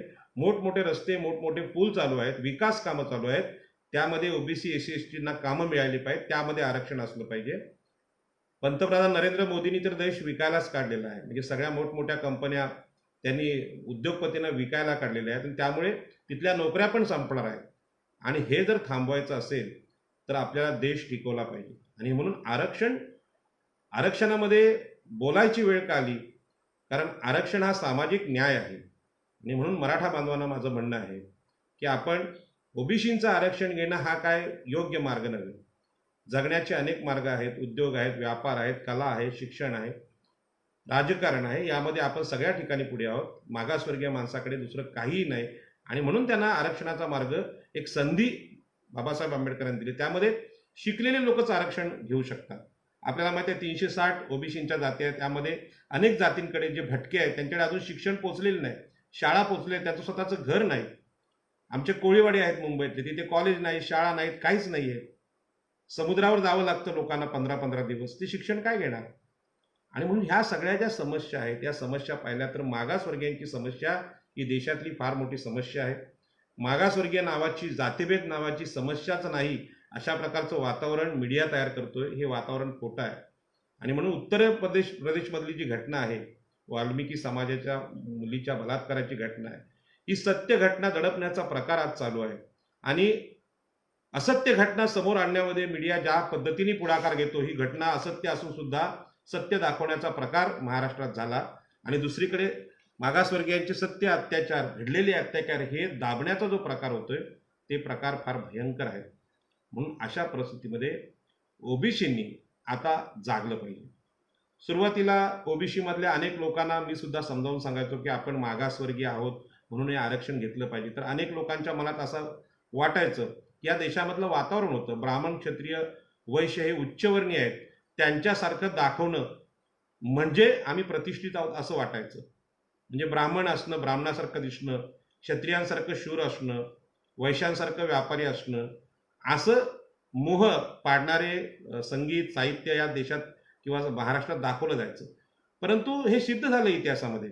या देशातले ब्राह्मण, या देशातले क्षत्रिय, या देशातले वैश्य हे खरोखर ग्रेट असते, हुशार असते, तर देशाचा पराभव झाला नसता. आणि ही गोष्ट डॉक्टर बाबासाहेब आंबेडकरांच्या लक्षात आली. हे सगळे लोक बोगस होते म्हणून इथे पोर्तुगीज आले, मोगल आले, इंग्रज आले आणि या देशाला गुलाम केलं. त्याच्यामुळे इथले ब्राह्मण, क्षत्रिय, वैश्य हे फक्त हुशार यामध्ये आहेत की इथल्या मागासवर्गीयांचं शोषण करणं. त्यांच्याकडे असा कुठलाही पराक्रम नसल्यामुळे हा देश गुलाम झाला. आणि म्हणून 85% मागासवर्गीय असलेला, 50% स्त्रिया ज्या मागासवर्गीय शूद्र होत्या, यांना पुढे आणल्याशिवाय हा देशाचा विजय निश्चित होणार नाही. म्हणजे पराभव जरी थांबवायचा असला तर मागासवर्गीयांच्या हातात शस्त्र दिलं पाहिजे. आणि म्हणून क्षत्रियांची जी लढाऊ वृत्ती होती ते देशाने पाहिली आणि देशाने पराभव पाहिला. आता मागासवर्गीयांच्या हातामध्ये देशातलं पोलीस दल असलं पाहिजे, देशाची मिलिटरी असली पाहिजे, देशातले हवाई दल असलं पाहिजे, देशातली नेव्ही असली पाहिजे. मागासवर्गीयांच्या हातामध्ये इथली शेती असली पाहिजे, जी महाराष्ट्रातल्या 60% शेती, ऊसाची शेती मराठा समाजाकडे आणि पाणी पण मराठा समाजाकडे आहे. आम्हाला बाबासाहेब आंबेडकरांनी चौदार तळ्याचं आंदोलन शिकवलं, परंतु अजूनही महाराष्ट्राच्या पाण्यावर मागासवर्गीयांचा ताबा नाही. आरक्षणाच्या रूपाने आम्ही पाणी सुद्धा मागणार आहोत. आणि म्हणून या देशातली जी स्वतःला श्रेष्ठ समजण्याची जन्माधारित जी परंपरा होती ती कालबाह्य झालेली आहे. आणि ती कालबाह्य ठरविणारे महान नेते आहेत डॉक्टर बाबासाहेब आंबेडकर, ज्यांनी मागासवर्गीयांमधून एवढं प्रचंड शिक्षण घेतलं. जगामध्ये आम्ही सगळ्यात मोठा श्रेष्ठ असा विद्वान मागासवर्गीयांनी दिला, ज्यांनी भारताचं संविधान लिहिलं. अशा प्रकारची विद्वान बनवण्याची जी प्रोसेस आहे ती आरक्षणाची प्रोसेस आहे. म्हणून डॉक्टर बाबासाहेब आंबेडकरांना जो विरोध झालेला आहे, म्हणजे शिक्षणामध्ये, शिक्षण क्षेत्रात झालेला आहे, सामाजिक क्षेत्रात झालेला आहे आणि राजकीय क्षेत्रात सुद्धा बाबासाहेब आंबेडकरांना विरोध झाला आहे. मी स्वतः अनुभव घेतोय. आणि यांना जर पुढे आणायचं असेल तर ओबीसीना राजकीय आरक्षण मिळणं गरजेचं आहे. आणि म्हणून आज सगळ्यात दुःख याचं आहे की ओबीसी मधल्या सगळ्या आमदारांनी मराठा आरक्षणाला पाठिंबा दिला. मी या बाबतीत मराठ्यांच्या विरोधात नाही, परंतु मराठे हे जर मागासवर्गीय नसतील, क्षत्रिय असतील, तर क्षत्रिय, ब्राह्मण, वैश्यांना आरक्षण देणं हे संविधान विरोधी कृत्य आहे, राष्ट्रविरोधी कृत्य आहे. आणि म्हणून मधल्या काळामध्ये बामसेफने फार मोठा प्रचार केला वामन मिश्रम यांच्या, की मराठे मागासवर्गीय आहेत म्हणून त्यांना आरक्षण द्या. माझं असं म्हणणं आहे की आपण आता पुन्हा एकदा अभ्यास करावा, संविधानाचे सगळे निकष, आरक्षणाचे निकष पाहावेत आणि ओबीसी, एससी, एसटी यांनी कधी मराठ्यांना तुच्छ लेखलंय का, कमी लेखलंय का, मागासवर्गीयांनी आम्ही कधी कमी लेखलंय का हे तपासावं. आम्ही कधीच लेखलेलं नाही, परंतु मागासवर्गीयांना कमी लेखण्याचं काम महाराष्ट्राच्या सर्वच राज्यकर्त्यांनी केलेलं आहे. किंबहुना आम्हाला मुख्यमंत्री होऊ दिलेलं नाही, गृहमंत्री होऊन दिलेलं नाही, आम्हाला वित्तमंत्री होऊन दिलेलं नाही, अक्षरशः आमदार पण होऊ दिलेलं नाही. जे आमदार झालेत त्यांची पत्र आपण लिहून घेतलेली आहेत तिथल्या राज्यकर्त्यांनी. हा जो सगळा प्रकार आहे, हा प्रकार मराठांना आरक्षण देण्यामध्ये जे सर्वपक्षीय लोक आज उत्सुक आहेत त्यापेक्षा ओबीसी, एससी, एसटी यांच्या आरक्षणाची काळजी घेऊन त्यांना प्रोत्साहन देऊन देशाच्या मुख्य प्रवाहात आणणं हा नव्या राष्ट्रवादाचा विचार आपण इथे सांगितला पाहिजे. आणि म्हणून आज वेगवेगळ्या पक्षात काम करणारे आमचे ओबीसी आमदार, ओबीसी मोठे मोठे नेते, आदरणीय छगन भुजबळ साहेब असतील, मुंडे साहेब तर आता नाही आहेत, आमचे गणेश नाईक असतील, वेगवेगळ्या पक्षामध्ये असलेले ओबीसी आमदार आहेत, यांना तिथे राहून काम सुद्धा करता येत नाही अशा प्रकारची दहशत महाराष्ट्रात आहे. ओबीसीच्या राजकीय नेत्यांवर असलेली दहशत, ओबीसीचे कारखानदार जे काही दुर्मिळ असतील, हजारातून एखादा असेल, त्यांच्यावर असणारी दहशत, ओबीसी पत्रकारांवर असलेली दहशत, ओबीसी साहित्यिकांवर असलेली दहशत, ओबीसी वक्ते जेव्हा आरक्षणाचे मुद्दे मांडतात त्याच्यावर मराठा आरक्षण समर्थक अंगावर धावून जातात. त्यांचा जो युक्तिवाद आहे, या युक्तिवादामध्ये ते कुठेही मागासवर्गीय असल्याची विनयशीलता दिसत नाही, नम्रपणा दिसत नाही. ह्या ज्या सगळ्या गोष्टी आहेत या देशामध्ये, या राज्यामध्ये विषमता वाढवणाऱ्या गोष्टी आहेत. आणि म्हणून ओबीसी लोकांनी आता सावध झालं पाहिजे. तुम्ही जे करताय, तुमच्या न्यायासाठी मागणी करताय, ही मागणी दुसऱ्यावर अन्याय अत्याचार करणारी मागणी नाही, ही समतेची मागणी आहे. की या देशावर कायम मराठा मुख्यमंत्री आणि ब्राह्मण मुख्यमंत्री राज्य करत असतील महाराष्ट्रावर, तर हे निश्चितपणे चांगलं लक्षण नाही. 70 वर्षामध्ये हे चांगलं लक्षण नाही. माननीय मुख्यमंत्री उद्धवजी ठाकरे यांना माझी विनंती आहे, ठीक आहे की आज समजा शिवसेनेचे मुख्यमंत्री झाले, प्रबोधनकार ठाकरे यांनी जे प्रबोधन महाराष्ट्रात केलेलं आहे त्यानुसार आपण एखादा ओबीसी मुख्यमंत्री देऊ शकला असता, आपण ते देऊ, किंबहुना ती आपली जबाबदारी आहे. परंतु महाराष्ट्रात आजही सिद्ध झाले आहे की जे उच्चवर्णीय जाती आहेत, जे उच्चवर्णीय समाज आहेत, ते ओबीसीना, एससी, एसटीना अधिकारापासून वंचित ठेवत आहेत. आणि म्हणून ओबीसीनी आता राजकीय उत्तर देण्याची वेळ आली आहे.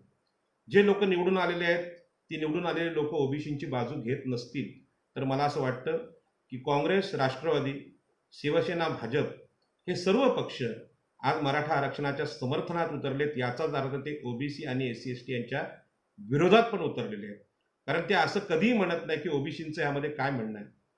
आज या चॅनलवर मला बोलावं लागतं, कारण का चॅनलवर जेव्हा बोलतात त्यावेळी ओबीसींच्या जातींच्या प्रमुखांना कोणी चर्चेला बोलवत नाही. आणि आम्हाला काहीही करायचं नाही, म्हणजे अशा प्रकारची पुस्तकं पुरुषोत्तम खेडेकरांनी पण लिहिली आहेत. आमची लोकसंख्या खरी किती, खोटी किती हे तपासायचंच नाही, आम्हाला आरक्षण पाहिजे म्हणजे पाहिजे, आरक्षण आमचा अट्टहास आहे, अशा प्रकारचं त्यांचं वागणं आहे. हे सगळं वागणं आम्ही मागासवर्गीय नसून क्षत्रिय असल्याचंच मागणं आहे. आणि म्हणून या सगळ्या प्रकारामध्ये मी आपल्याला सांगू इच्छितो की मंडल आयोगाने सुद्धा ही मागणी नोंदवलेली आहे की या देशामध्ये ओबीसीना समतेच्या रांगेत आणायचं असेल तर तुम्हाला केवळ शिक्षण आणि नोकऱ्यामध्ये आरक्षण देऊन चालणार नाही, तर ओबीसीना समप्रमाणात जमिनींचं वाटप झालं पाहिजे. ओबीसीना म्हणजे अनुसूचित जाती आणि जमातींना सुद्धा जमिनींचं वाटप झालं पाहिजे, उद्योगांचं वाटप झालं पाहिजे, एक आर्थिक निधी त्यांच्या लोकसंख्येप्रमाणे त्यांना मिळाला पाहिजे, अशा प्रकारची मागणी केली आहे. परंतु ह्या मागण्या पुढे न आल्यामुळे जमिनींचे आंदोलन चालवणारे डॉक्टर बाबासाहेब आंबेडकर होते, दादासाहेब गायकवाड होते, त्यानंतर जमिनींची आंदोलनच झाली नाहीत. त्यामुळे जमिनी सुद्धा आज विशिष्ट लोकांच्या हाती केंद्रीभूत झालेल्या आहेत. नरेंद्र मोदींनी तर या देशात फार मोठा पराक्रमच केलेला आहे. डॉक्टर बाबासाहेब आंबेडकरांनी सांगितलं होतं की ब्राह्मण, क्षत्रिय, उच्चवर्णीय जाती या अशा आहेत की जन्म आधारित श्रेष्ठत्व लाभल्यामुळे ते सांगतात की लढण्याचा अधिकार क्षत्रियांनाच, म्हणजे दुसऱ्यांनी कोणी लढायचंच नाही, आणि क्षत्रिय पडला तर देश हारला. त्याच्यामुळे मागासवर्गीयांना त्यांनी लढू दिलं नाही, राज्य करू दिलं नाही. ब्राह्मणांनी सांगितलं आम्ही म्हणून तेच शिक्षण, म्हणजे वेद हे सर्वश्रेष्ठ, आणि ते वेद इतरांनी वाचायचे नाहीत, आणि म्हणून शिक्षणाची दारं इतर मागासवर्गीयांना बंद करण्यात आली. डॉक्टर बाबासाहेब आंबेडकरांनी ती उघडी केली आणि आरक्षणाने या शिक्षण हक्कामधला अधिकार आणि संधी देण्याचा प्रयत्न केला, आणि ते सुद्धा आता बंद करण्याचे प्रयत्न इथे चालू आहेत. आणि म्हणून हे जे सगळं चाललेलं आहे, उद्योगपतींच्या हाती सगळ्या सार्वजनिक उद्योग विकलेले आहेत. ज्या सार्वजनिक उद्योगांमध्ये आम्हाला नोकऱ्या होत्या ते सुद्धा विकलेले आहेत. आणि याला विरोध करणं हे काम सत्ताधारी आणि विरोधी पक्षांचं होतं. पण सत्ताधारी आणि विरोधी पक्ष आता असं वागतात की मराठ्यांना आरक्षण दिलं की महाराष्ट्राचे सगळे प्रश्न मिटले. मग ओबीसींचं, एससी एसटींचं काय करायचं? आज रायगड जिल्हा, पूर्ण कोकण हे भूमिहीन झालेलं आहे. म्हणजे इथले ओबीसी जे छत्रपती शिवाजी महाराजांची खरी रयत होती ती भूमिहीन झालेली आहे.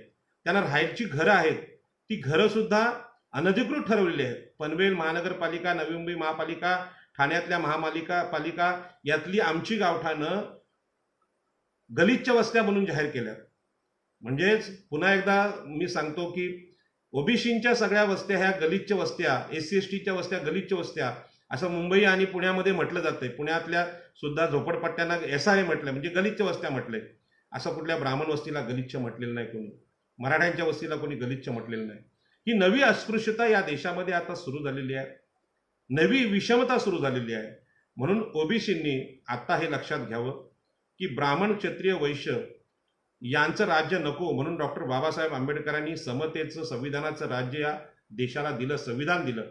परंतु सामाजिक आणि आर्थिक विषमता असल्यामुळे या देशातला ओबीसी, या देशातली एखादी स्त्री सरपंच व्हायला जरी गेली तरी तिला त्या गादीवर, त्या खुर्चीवर बसू न देणारी इथली व्यवस्था आहे. त्याच्यामुळे मराठ्यांना, म्हणजे जो क्षत्रिय समाज आहे, त्यांना जर ओबीसीमध्ये आरक्षण दिलंच तर निश्चितपणे या सगळ्या महापालिकातली ओबीसींची सत्ता संपणार आहे. ओबीसीचे आजचे आमदार, आमच्या उरण, पनवेल, रायगड जिल्ह्यातले सगळे आमदार मराठा सत्ताधाऱ्यांना घाबरून, आपल्या राज्यातल्या पक्षप्रमुखांना घाबरून जर मराठा समाजाला आरक्षण द्या याच्यावर पत्र देऊन सह्या करत असतील तर त्यांच्या आमदारकीला काडीची किंमत राहिलेली नाही. आणि अशा आमदारांना आम्ही आमदारच मानायला तयार नाही. कारण ज्यांना आपलं जे मनाचं स्वातंत्र्य आहे ते टिकवता येत नसेल तर ते गुलाम आहेत, अशी डॉक्टर बाबासाहेब आंबेडकरांनी नेतृत्वाची व्याख्या केलेली आहे. आणि म्हणून ओबीसींच्या आरक्षणासाठी आपल्या कायदेमंत्रीपदाचा राजीनामा देणारे डॉक्टर बाबासाहेब आंबेडकर हे आमचे आदर्श आहेत. कारण डॉक्टर बाबासाहेब आंबेडकर या महापुरुषांनी या देशामध्ये मागासवर्गीयांच्या राष्ट्रीय विचाराची पायाभरणी केलेली आहे. या राष्ट्रीय विचाराला नामोहरम करण्यासाठी केंद्रामध्ये ब्राह्मण आरक्षण मागितलेलं आहे आणि राज्यामध्ये मराठा आरक्षण ओबीसीमध्ये मागलेलं आहे. आरक्षण संपवण्याचा हा डाव आहे आणि आरक्षण संपलं तर देशातली समता संपून जाईल. आज कोरोनामध्ये असं पण सगळे उद्योगधंदे, कामधंदे, नोकरी संपल्यामुळे लोक मेटाकुटीला आलेले आहेत, म्हणजे मरायच्या स्थितीत आलेली आहेत. अत्यंत उद्विग्न असा समाज आहे, मनोरुग्ण लोक व्हायला लागलेले आहेत. अशा परिस्थितीमध्ये खरं म्हणजे ही समस्या मिटवायची कशी यासाठी विद्वानांनी चर्चा केली पाहिजे, मार्ग सांगितले पाहिजेत. ज्यांना खरोखर वाटते आम्ही क्षत्रिय आहोत, आम्ही लढावत, आणि ज्यांना वाटते आम्ही ब्रह्म जाणणारे ब्राह्मण आहोत, त्यांनी काहीतरी देशाची गरिबी हटवण्यासाठी युक्ती सांगितली पाहिजे. तर ते सांगतात की मागासवर्गीयांचं आरक्षण बंद करा, आरक्षणाची चिकित्सा करा. हे जे सगळे प्रकार आहेत ते अत्यंत अघोरी आहेत आणि देशाला मागे नेणार आहेत. ही हुकुमशाहीचं नवरूप आहे. आणि म्हणून डॉक्टर बाबासाहेब आंबेडकरांनी ज्या राष्ट्राची उभारणी ज्या समतेच्या तत्वाने केलेली आहे ते समतेचं तत्व ओबीसीनी समजून घेणं गरजेचं आहे. आणि म्हणून डॉक्टर बाबासाहेब आंबेडकरांचं साहित्य, डॉक्टर बाबासाहेब आंबेडकरांनी सांगितलेलं संविधान, त्यांचा जो जाहीरनामा आहे तो जाहीरनामा वाचणं आम्ही गरजेचं आहे. मला कल्पना आहे की ओबीसीना या सगळ्या विषयाचं ज्ञान चांगल्या पद्धतीने सांगणं गरजेचं आहे. म्हणून सर्वजित बनसोडे यांना मी धन्यवाद देईन की सर्वजित बनसोडेंनी इथल्या नवी मुंबई विमानतळाचा प्रश्न, त्या विमानतळामध्ये SC STचं सर्वेक्षणच सिडकोने केलं नव्हतं. मी सिडकोमध्ये हा प्रश्न मांडला की बाबा रे, तुम्ही या विमानतळामध्ये ज्यांना उद्ध्वस्त केलं, ज्यांचे रोजगार आणि नोकऱ्या संपलेल्या आहेत, व्यवसाय संपवलेत, त्यामध्ये SC STचे लोक किती आहेत, आदिवासी किती आहेत? तर सिडकोतल्या अधिकाऱ्यांनी उत्तर दिलं, नार नवरे म्हणून आहेत. आणि तिथले आणखी एक अधिकारी आहेत, मुख्य भूमापन अधिकारी डॉक्टर संदीप माने, हे म्हणतात की आम्ही जातीभेदच पाळत नाही. म्हणजे अशा प्रकारची सिडको ही संस्था आहे की जिथे जातीभेद पाळला जात नाही असं ते सांगतात. म्हणजेच मागासवर्गीयांना अधिकार देण्याची आम्ही नोंदच ठेवत नाही, तिथे ते होते याचा रेकॉर्डच ठेवत नाहीत. अशा प्रकारचं वागणं सरकारी संस्थांमध्ये जिल्हाधिकाऱ्यांकडे आज आहे. आणि जे मागासवर्गीय नाहीत त्यांना मागासवर्गीय दाखले देण्याचं काम आपल्याला माहित आहे वेगवेगळे आयोग करतायत. आणि म्हणून मराठा समाज खरोखर मागासवर्गीय असता तर तशी अनेक गोष्टी, कथा, म्हणजे चर्चा तरी समाजात घडल्या असत्या. पण समाजात अशी कुठलीही त्यांना कुणी अपमान केल्याची, त्यांच्यावर अत्याचार केल्याची कुठलीही घटना किमान ओबीसी SC ST या समाजाने कधीच मराठा बांधवांवर अन्याय अत्याचार केला नाही किंवा तशी स्थितीच नाही, तेवढे ते बलवान आहेत. आणि तरी पण त्यांना मागासवर्गीय म्हणायचं असं जर सगळे आमदार खासदार विधानसभेतले विधान परिषदेतले आणि गायकवाड आयोगासारखे आयोग करत असतील तर देश असत्याला सत्य म्हणायला लागलाय. आणि असत्याला सत्य म्हणणं हीच मनुस्मृती आहे. आणि याच मनुस्मृतीने आज देशामध्ये जी विषमता पेरली होती ती भारतीय संविधानाने डॉक्टर बाबासाहेब आंबेडकर संपवतील अशी आशा निर्माण झाली होती. परंतु आज समतेच्या बाजूने लढणारे नेतृत्व राहिलं नाही. लोकसभेत असे खासदार नाहीत, लोकसभेत अशा प्रकारचे विरोधी पक्ष नाहीत, महाराष्ट्राच्या विधानसभेत विधान परिषदेत असे लोक नाहीत, महाराष्ट्राच्या विधानसभेत मागासवर्गीयांची बाजू मांडणारे लोक नाहीत. म्हणून पुण्यामध्ये अॅट्रॉसिटीच्या केसेस घडल्या, रायगड जिल्ह्यात घडल्या, पण त्या अॅट्रॉसिटीच्या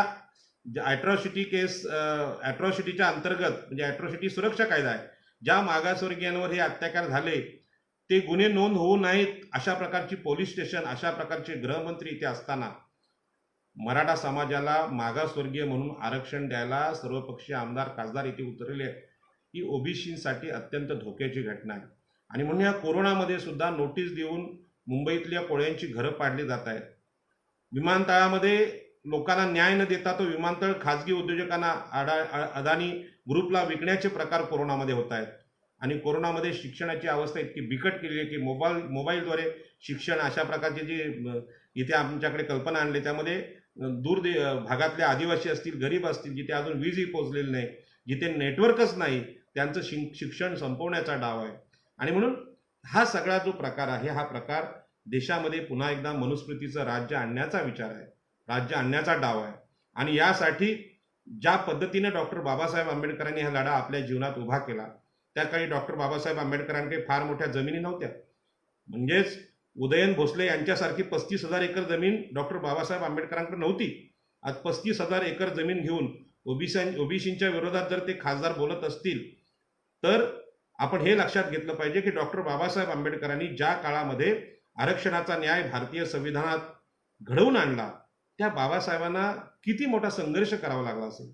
अस्पृश्य समजल्या जाणाऱ्या जातीमध्ये जन्म घेणं, भूमिहीन जातीमध्ये जन्म घेणं, पाण्याचा अधिकार नाकारलेल्या जातीत जन्म घेणं आणि एवढा मोठा न्याय ओबीसीना डॉक्टर बाबासाहेब आंबेडकरांनी दिला असेल तर ओबीसी जातीतल्या प्रत्येक माणसाचं, प्रत्येक तरुणाचं एक कर्तव्य ठरतं की बाबासाहेबांचं जीवन हे या काळामधलं आमच्यासाठी आदर्श जीवन आहे. मला कल्पना आहे आपण सगळे हिंदू आहोत आणि वेगवेगळ्या देवतांना आपण आदर्श मानत असतो. हनुमानाला बलाचं प्रतीक मानतो, लक्ष्मीला आपण पैशाची संपत्तीची देवता मानतो, अनेक देवतांना मानतो. परंतु या सगळ्या देवदेवतांनी आपल्याला न्याय दिल्याचं कुठेही पाहायला मिळत नाही. किंबहुना आत्ता अशा प्रकारची स्थिती आहे की अशा प्रकारच्या कुठल्याही देवता ओबीसींच्या न्यायासाठी पुढे येत बाबासाहेब आंबेडकरांनी जाणली होती.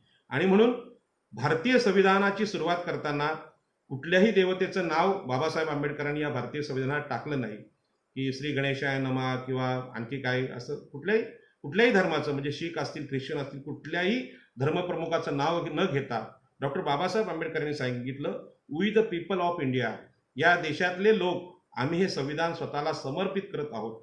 याचं कारण असं होतं की आज देशामधली जी अत्यंत वाईट परिस्थिती आहे, विषमतेची स्थिती आहे, मागासवर्गीय नसलेल्यांना मागासवर्गीय म्हणण्याचं न्यायमूर्ती हे जे आयोग म्हणतायत किंवा सगळेजण आमदार म्हणतायत, अशा परिस्थितीमध्ये आदिवासी किती मागासलेले आहेत, तुमचे कोळी बांधव किती मागासलेले आहेत, आमचे गरीब अनेक जाती आहेत त्यांचे नावं परीट आहेत, कुंभार आहेत, हे किती गरीब आहेत, ते किती मागासलेले आहेत. न्हावी समाज आहे तो अस्पृश्यांसारखं जीवन जगतोय, त्यांना केस कापू देत नव्हते लोक. या कोरोनामध्ये मच्छीमारांना आणलेली मच्छी समुद्रात फेकायला लागायची. आणि अशा स्थितीमध्ये मागासवर्गीयांचा हा जो छळ चालू आहे तो मागासवर्गीयांचा छळ थांबवायचा असेल तर आकाशातला देव इथे येणार नाही. आणि तो येणार नाही तर मग तो न्याय कोणी करायचा? तो न्याय डॉक्टर बाबासाहेब आंबेडकरांनी मी करून दाखवला. म्हणजे डॉक्टर बाबासाहेब आंबेडकरांनी स्वतःच्या जीवनामध्ये हे दाखवून दिलं की आमच्या ओबीसींना जमिनीवरचा सगळ्या प्रकारचा न्याय, मग तो जमिनीचा असेल, आर्थिक असेल, सामाजिक असेल, राजकीय असेल, सगळ्या प्रकारचा न्याय डॉक्टर बाबासाहेब आंबेडकरांनी एक महामानव म्हणून करून दिला. आणि म्हणून ओबीसींचे नगरसेवक आज नवी मुंबई महापालिका आणि सगळीकडे मुंबईमध्ये दिसतात, ओबीसींचे महापौर दिसत आहेत. हा न्याय आम्हाला भेटलेला आहे. तो ब्राह्मण, क्षत्रिय, क्षत्रिय वैश्य या लोकांनी नाकारलेला होता आणि तो न्याय डॉक्टर बाबासाहेब आंबेडकरांनी दिल्यामुळे आरक्षणाच्या लढाईमध्ये आपले आदर्श हे डॉक्टर बाबासाहेब आंबेडकर आहेत आणि म्हणून त्यांचं साहित्य वाचणं हे काळाची गरज आहे. आणि म्हणून ब्राह्मण आणि मराठा आणि क्षत्रिय आणि वैश्य या लोकांना सुद्धा बाबासाहेब आंबेडकरांची आरक्षणामागची भूमिका समजून घ्यावी. त्यांचं स्वतःच्या जीवनातले अनुभव असे आहेत की मागासवर्गीयांना जे अडथळे येतात ते अडथळे म्हणजे मागासवर्गीय असणं होय. मग तुम्हाला पाणी नाही, मग तुम्हाला शिक्षण नाही, मग तुम्हाला राजकीय क्षेत्रात सन्मान नाही. राजकीय क्षेत्रात जी कुरघोडी आज होते की मराठा समाजाची लोकसंख्या पाहिली आणि ओबीसी एस सी एस टीची लोकसंख्या पाहिली तर जेवढे आमदार या इतर जातींचे असायला पाहिजे तेवढे नाहीत, जेवढे पोलीस अधिकारी ओबीसी एस सी एस टीचे पाहिजेत तेवढे नाहीत, जेवढे शिक्षण तज्ज्ञ या जातींमध्ये पाहिजेत असायला पाहिजेत तेवढे नाहीत, जेवढे उद्योजक मागासवर्गीयांचे पाहिजेत तेवढे नाहीत. किंबहुना चित्रपट क्षेत्रात, अभिनय क्षेत्रात, नाट्य क्षेत्रात, गायक क्षेत्रात सुद्धा ओबीसी एस सी एस टींना त्यांच्या प्रमाणात वाटा मिळाला नाही. आणि ही मागासवर्गीयांची लक्षणं आहेत. आज महाराष्ट्रामध्ये नाही, सगळं काय, सगळ्या प्रकारची सत्ता आहे, फक्त एकच गोष्ट नाही, मागासवर्गीयांचं आरक्षण. आणि हे मागासवर्गीयांचं आरक्षण ओबीसीमध्ये मागितले गेले आहे. त्यामध्ये जवळजवळ 360 जाती आहेत आणि एका जातीसाठी 16% आरक्षण मागणं म्हणजे 360 जातीच्या लोकांनी काय करायचं. आणि म्हणून हा आरक्षणाचा धोका केवळ ओबीसीना नाही तर एस सी एस टीना पण आहे. कारण यानंतर क्षत्रिय जातींना जर ओबीसीमध्ये आरक्षण महाराष्ट्रात भेटलं तर संपूर्ण देशामध्ये जाट, गुर्जर, पटेल हे सुद्धा त्यांना सुद्धा ते आरक्षण लागू होईल. आणि त्यामुळे भारतामध्ये पुन्हा एकदा ब्राह्मण, क्षत्रिय, वैश्य यांची जी सत्ता आहे, जी उत्तर प्रदेशमध्ये आज आपण अनुभवतोय की ज्या मुलीवर बलात्कार झाला, तिची जीभ छाटली गेली आणि त्याचा पुरावा नष्ट करण्यासाठी तिला रात्रीच पोलिसांनी जाळलं. मग यामध्ये पोलीस असेल, प्रशासन असेल, राज्य शासन असेल, केंद्र शासन असेल, हे सगळे एकत्र येऊन मागासवर्गीयांवर अशा प्रकारचा अत्याचार करत असतील तर त्या मुलीच्या वडिलांची, त्या समाजाची मानसिक स्थिती काय असेल आणि स्थिती मराठा समाजाने ओळखावी. आपल्यावर अशा प्रकारचे अन्याय अत्याचार महाराष्ट्रात तरी कुठलाही मागासवर्गीय करणार नाही याची हमी आम्ही घेतो. आमच्या रक्तामध्ये हा गुण नाही. अशा प्रकारचा अन्याय अत्याचार या बाकीच्या मागासवर्गीय जातींमधला कुणीही करणार नाही. आणि एखादा गुंड असेल तर त्याला जे कायद्याने शिक्षा होतात ते होतात, परंतु अशी स्थिती नाही. आणि म्हणून मागासवर्गीय असणं म्हणजे काय हे आपण समजून घेतलं पाहिजे. आपल्याला असं वाटत असेल की या मागासवर्गीयांच्या आरक्षणाने काही मागासवर्गीय बांधवांनी प्रगती केलेली आहे. आम्ही तर म्हणतो आरक्षण नसताना जी डॉक्टर बाबासाहेब आंबेडकरांनी प्रगती केली, जेवढा मोठा उच्चांक गाठला, ती सगळ्यात आमच्या मागासवर्गीयांमधल्या महान नेत्याची ती परीक्षा होती.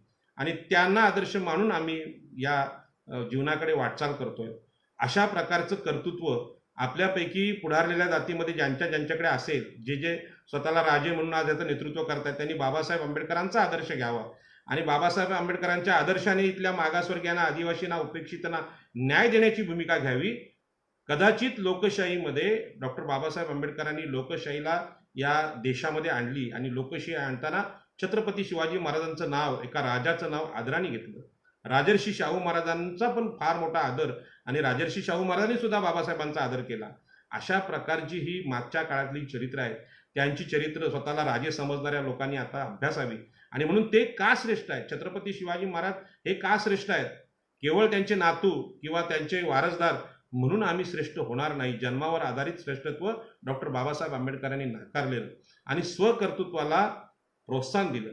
आणि म्हणून OBC, S C, S T या गटातले जे लोक मागे पडलेले आहेत त्यांना सुद्धा असं अनुकूल वातावरण या देशामध्ये तयार व्हावं हा आपल्या जीवनाचा आदर्श ठेवला. एकट्याला जर त्यांना मोठं व्हायचं असतं तर निश्चितपणे ते मोठे होऊ शकले असते, परंतु त्यांनी नाकारलं.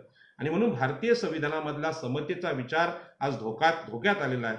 आणि धोक्यात आलेल्या ह्या विचाराला टिकवायचं असेल तर आम्ही मागासवर्गीयांचं आरक्षण टिकवलं पाहिजे असं मला वाटतं.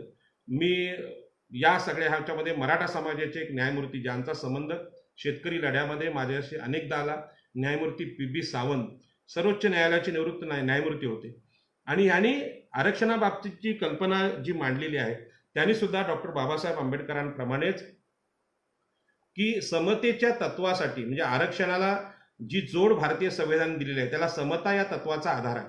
आणि म्हणून आर्थिक सामाजिक समता, कोळी समाज असेल, आगरी असेल, भंडारी असेल, आदिवासी असेल, कुंभार असेल, माळी असेल, या सगळ्या जाती ज्या दबलेल्या आहेत यांना वर आणण्यासाठी, समतेच्या तत्वावर आणण्यासाठी ब्राह्मणांच्या बरोबर आणायचं असेल, मराठ्यांच्या बरोबर आणायचं असेल, वैश्यांच्या बरोबर आणायचं असेल तर या आरक्षणाच्या प्रतिनिधित्वाचं समर्थन केलं.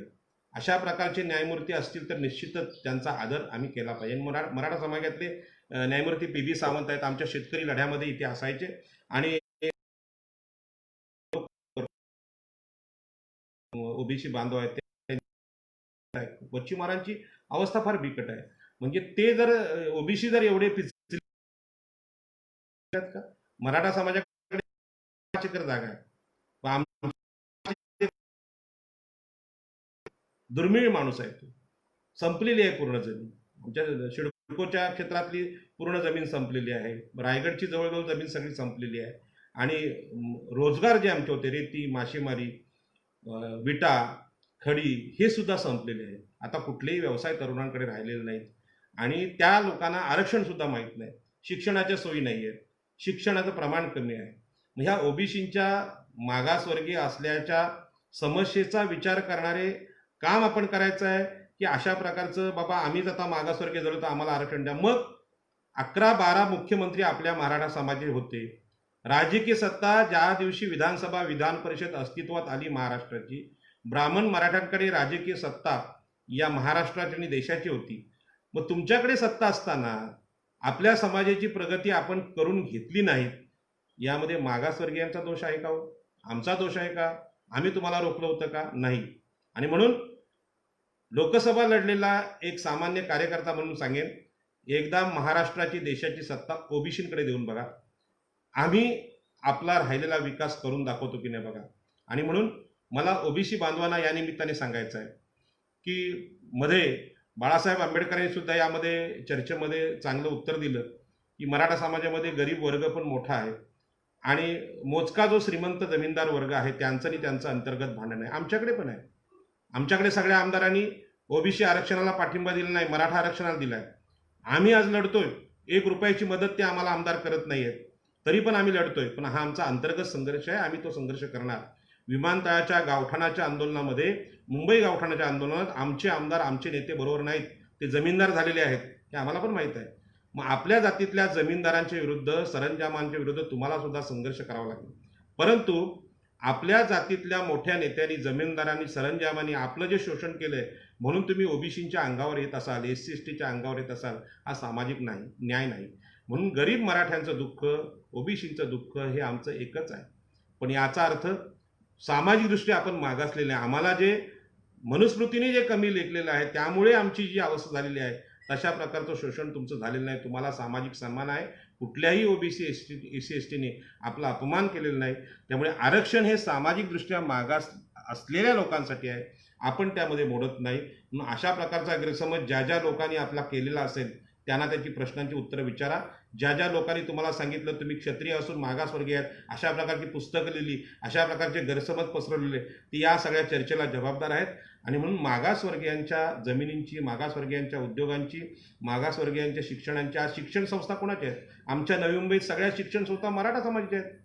पतंगराव कदम असतील, डी वाय पाटील असतील, यांनी करोडो रुपयांच्या जागा, आमच्या जागा घेतलेल्या आहेत आणि तिथे त्यांनी शिक्षण संकुलं टाकली. तुम्हाला मागासवर्गीय म्हणायचं कारण काय? आणि म्हणून ज्या ज्या जातीतले हे सत्ता, शिक्षण सम्राट, साखर सम्राट तयार झाले, त्यांनी या देशात जी विषमता आणली असेल तर त्यांच्या विरुद्ध लढणं, त्यांना समता शिकवणं हे आपलं काम आहे. आणि त्यासाठी राजकारणात जावं लागेल, समाजकारणात जावं लागेल, पत्रकार व्हावं लागेल, वकील व्हावं लागेल. ज्या पद्धतीने ॲडव्होकेट गुणरत्न सदावर्ते या देशामध्ये सामाजिक न्यायाची बाजू मांडतात, अशा प्रकारचे वकील या देशाला गरजेचे आहेत. सर्व प्रकारचे धोके त्यांनी पत्करले आहेत, जे धोके डॉक्टर बाबासाहेब आंबेडकरांनी मागासवर्गीयांचा न्याय करताना पत्करले होते. आणि म्हणून या देशाचं युद्ध परकीयांशी कधी नव्हतंच. आम्हाला परकीयांनी कधी गुलाम केलंच नाही. आम्हाला गुलाम केलं, आमचं शोषण केलं भारतातल्या ब्राह्मण, क्षत्रिय, वैश्य या ठराविक लोकांनी केलेलं आहे.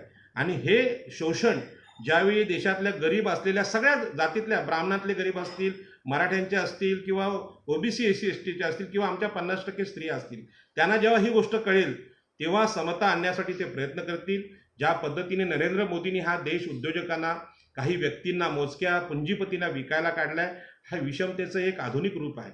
आणि म्हणून अशा प्रकारची विषमता मनुस्मृतीने सुद्धा सांगितली होती. आणि जन्म आधारित श्रेष्ठत्व देऊन ब्राह्मण, क्षत्रिय जाती उभ्या केल्या. या जाती नष्ट करण्याचं काम इतिहासामध्ये तथागत गौतम बुद्धांनी केलं. तथागत गौतम बुद्ध हे कोलीय वंशाच्या आई एकवेरीचे सुपुत्र आहेत, हे आम्ही वारंवार सांगत आलो. आणि त्यांनी जाती नष्ट केल्या. आणि माणसाच्या कर्तृत्वाला प्रोत्साहन दिलं. आणि म्हणूनच त्या काळात सम्राट अशोकासारखा एक राजा सगळ्या प्रकारचे जातीवर आधारित, लिंगावर आधारित, वर्णावर आधारित सगळे भेद नष्ट करून मानवतेच्या विचारावर राज्य करणारा सम्राट आम्ही पाहिला. छत्रपती शिवाजी महाराजांच्या जीवनामध्ये त्याचे गुण आपल्याला दिसतात. आणि म्हणून आमच्या समुद्रावरच्या या सगळ्या मच्छीमार बांधवांना आरमाराचं राज्य, आरमाराचं क्षेत्र हातात देऊन मनुस्मृतीने नाकारलेलं समुद्र उल्लंघन हे क्षेत्र होतं ते मोकळं करण्याचं काम छत्रपती शिवाजी महाराज आणि सम्राट अशोकाने सुद्धा केलं. या राजांचा आदर्श घेऊन, तथागत गौतम बुद्धांच्या जीवनातले त्यांच्या विचारांचे आदर्श भारतीय संविधानात घेऊन जे संविधान आपल्याकडे बाबासाहेब आंबेडकरांनी आणलं त्याचा अभ्यास या देशातल्या प्रत्येक नागरिकानं करणं गरजेचं आहे. आणि अभ्यास केल्यानंतर ही भांडणं मिटतील.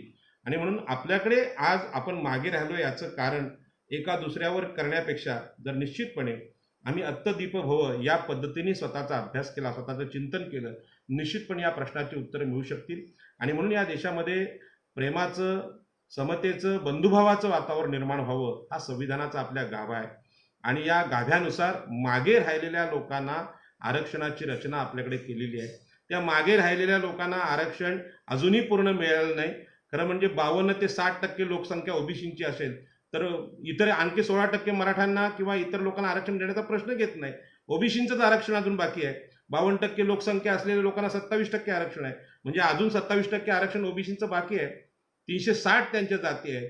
त्या ओबीसींच्या आरक्षणाचा मुद्दा कोणच बोलायला तयार नाही. त्यांना कुठलाही फंड द्यायला तयार, ओबीसीचं महामंडळाला फंड द्यायला तयार नाही. आमच्या विमानतळामध्ये 1600 कोटींची जमीन कोळी आणि कराडी जातीची मुंदडा नावाच्या एका सावकारांनी घेतली, बिल्डरांनी घेतली. 1200 कोटींची जमीन बिवलकर या पेशव्यांच्या सरदारांनी घेतली. अशा हजारो कोटींच्या जमिनी रोज सौदे करतायत बिल्डर. आणि महाराष्ट्राचे महसूल मंत्री जे झाले, चंद्रकांत दादा असतील किंवा आताचे गृहमंत्री हे असतील महसूल मंत्री, या अशा प्रकारच्या बिल्डरांना ह्या जमिनी रोज वाटतायत. ह्या सगळ्या जमिनी ओबीसींच्या चालल्यात.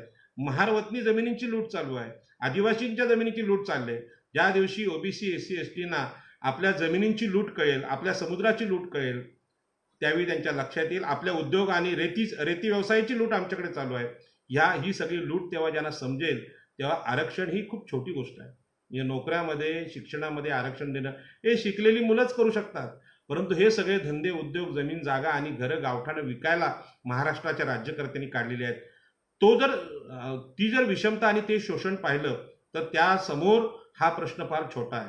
आणि म्हणून आत्ता आरक्षणासाठी लढणाऱ्या सगळ्या पुढाऱ्यांना आम्ही सांगितलेलं आहे की याच्या पुढे केवळ शिक्षण आणि नोकऱ्यांमधलं आरक्षण मागण्याचा प्रकार मराठा समाज करतोय. कारण बाकीचं मराठा समाजाकडे सगळं काही आहे, ब्राह्मणांकडे सगळी क्षेत्र आहेत, पण ओबीसी आणि एससी एसटीकडे याच्याकडे काही नाही.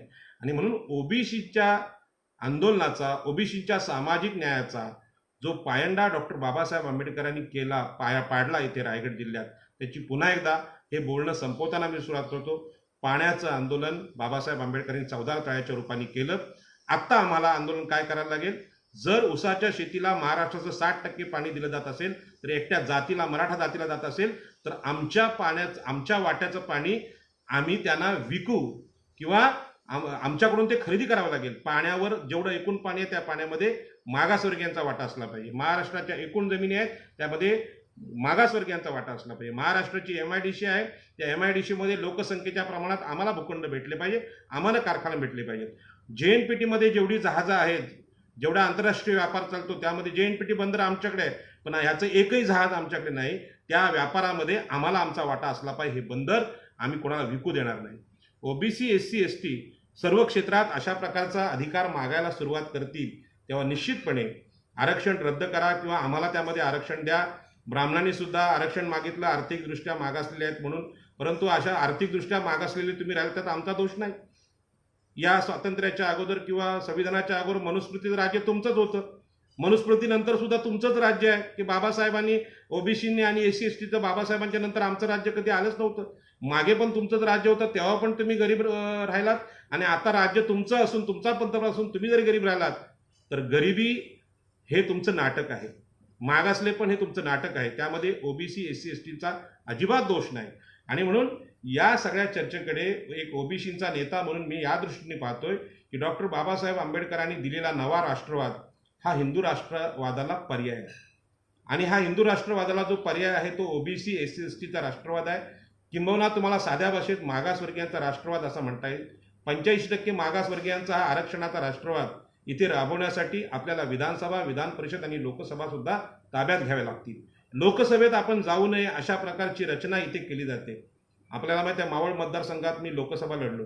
खरं म्हणजे या लोकसभेमध्ये जाणते राजे ज्यांना म्हणतात शरद पवार यांनी आपल्या नातवाला उभी करायची काहीच गरज नव्हती. ही लढाई खरं म्हणजे इथल्या मच्छीमारांच्या हक्कांसाठी आपण उरणमधून सुरू केली होती. पण तिथे सुद्धा म्हणजे सगळं खानदान, आजोबा, पुतणे, नातू, अगदी बालवाडीतल्या मुलांना सुद्धा तुम्ही उभे करायला निघाले. तेव्हा तुम्हाला सामाजिक विषमता समजत नाही की ओबीसी समाजाचा एखादा नेता एखाद्या ठिकाणी राजकीय आरक्षण मागत असेल तर तुम्ही स्वतःहून का देत नाही.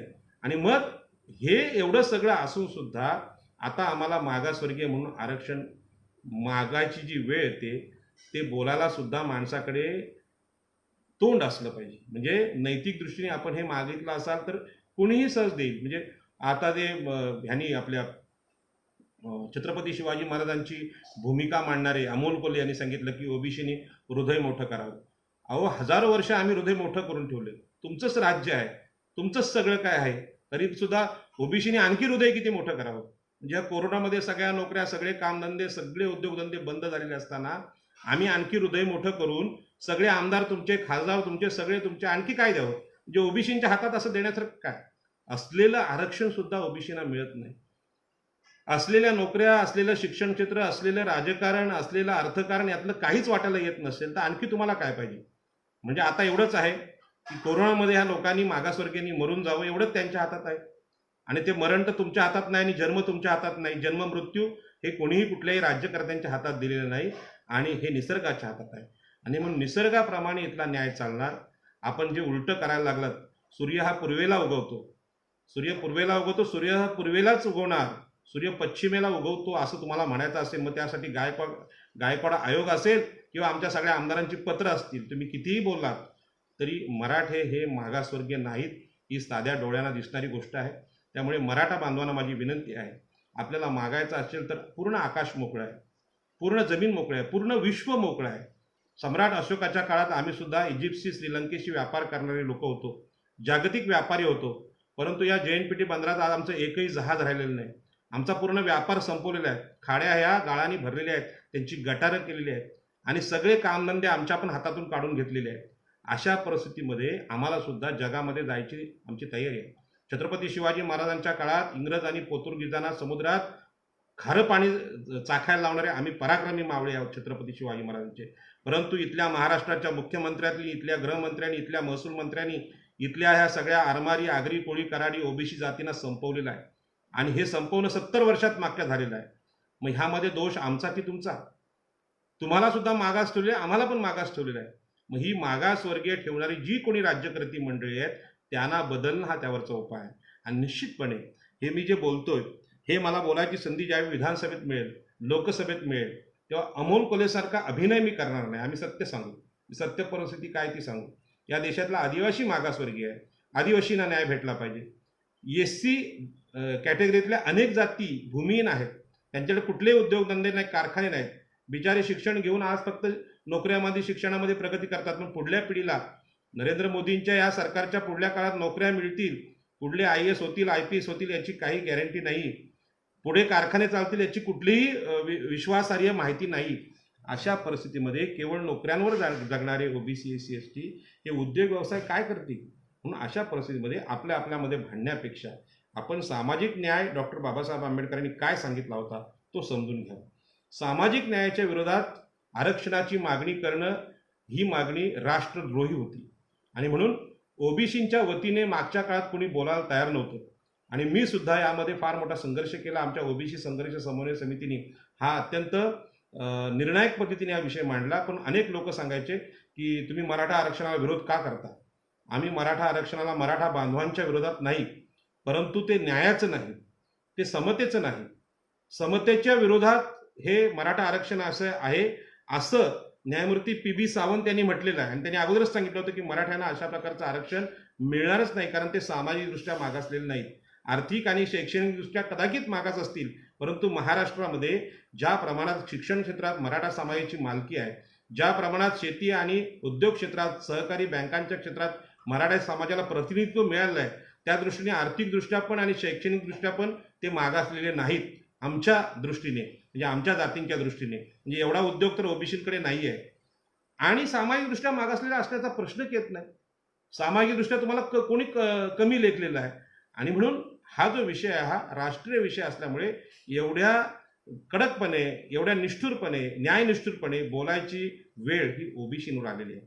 आणि म्हणून आपल्या दृष्टीने आम्ही दिसायला छोटे आहोत, भूमिहीन लोक आहोत, गरीब लोक आहोत, आर्थिकदृष्ट्या मागासलेले आहोत, सामाजिकदृष्ट्या मागासलेले आहोत. परंतु सामाजिकदृष्ट्या, आर्थिकदृष्ट्या, शैक्षणिकदृष्ट्या मागास असलेल्या लोकांनी कसं बोलावं, किती अधिकाराने बोलावं, किती धोके पत्करून बोलावं, याचा आदर्श डॉक्टर बाबासाहेब आंबेडकरांनी दिला आहे. आणि म्हणून प्रत्येक ओबीसीला याच्यापुढे डॉक्टर बाबासाहेब आंबेडकरांच्या भूमिकेत काम करावं लागेल. घाबरून चालणार नाही. मी आमच्या अनेक आमदारांना विचारलं, आमच्या इथल्या सगळ्या रायगडच्या आमदारांनी मराठा आरक्षणाला पाठिंबा दिला, तर विचारलं की कशासाठी तुम्ही पाठिंबा दिलाय त्यांचा, तुम्ही तर ओबीसी आहात. तर त्यांनी सांगितलं की नाही, आमच्या पक्षप्रमुखांची आम्हाला भीती वाटते. अरे भीती वाटते तर नेते होऊच नका, घरीच बसा तुम्ही. तुम्हाला नेतृत्व करायची गरज काय? तुम्हाला तुमच्या कोण पाठी लागलंय? तुम्ही समाजाचं नेतृत्व करता. समाजावर संकट आलं तर तुम्ही घाबरून कुठल्याही पेपरवर सह्या करत असाल, तुम्हाला सामाजिक न्याय करण्याची तुमच्यामध्ये क्षमता नसेल, प्रज्ञा नसेल, शहाणपण नसेल, तर आमदार कशाला व्हायचं, खासदार कशाला व्हायचं? तुम्ही घरीच बसा.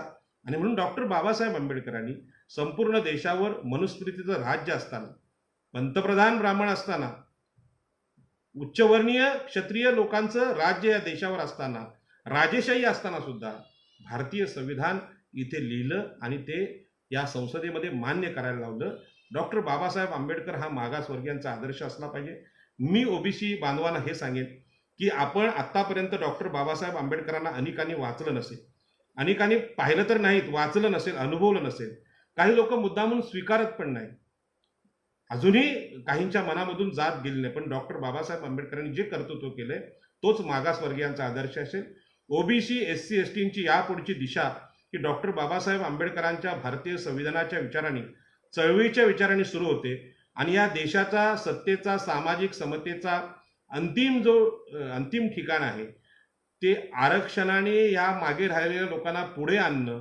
कारण 85% या देशातली लोक, महाराष्ट्रातली मागासवर्गीय लोक ही संख्येने सगळ्यात जास्त असल्यामुळे त्या संख्येला न्याय देणं, त्या संख्येला सामाजिक समते आणणं, त्यांना जमिनीचं वाटप करणं, त्यांना उद्योगांचं वाटप करणं, त्यांना शिक्षणाचं संधी देणं, हे राष्ट्र उभारणीचं काम आहे. आणि म्हणून एवढ्या वेळ बोलत असताना मी अजिबात थकलो नाही, अजिबात कंटाळलो नाही. याचं कारण आहे की मी जे काम करायला घेतलेलं आहे त्या देशाच्या नव्या राष्ट्र उभारणीचं काम. आणि म्हणून हे आम्हाला सुद्धा ओबीसीमध्ये फार कमी लोकांना कळलं. आणि हे कमी लोकांना कळल्यामुळे ह्यावर कोण बोलत नव्हते, घाबरत होते की मराठा आरक्षणाला विरोध कसा करायचा. आमचा मराठा आरक्षणाला विरोध नाही, तर संविधानातले समतेचं तत्व नष्ट करण्याला विरोध आहे. क्षत्रिय असलेल्या मराठा बांधवांना ओबीसीमध्ये आरक्षण देणं म्हणजे समतेच्या तत्वाला विरोध करण्यासारखं आहे.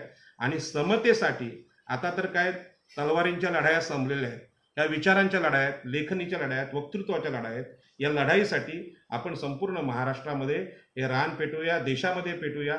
आज जी घटना घडलेली आहे उत्तर प्रदेशमधली, ती घटना ही मनुस्मृतीला समर्थन देणारी घटना आहे, सामाजिक विषमतेची घटना आहे.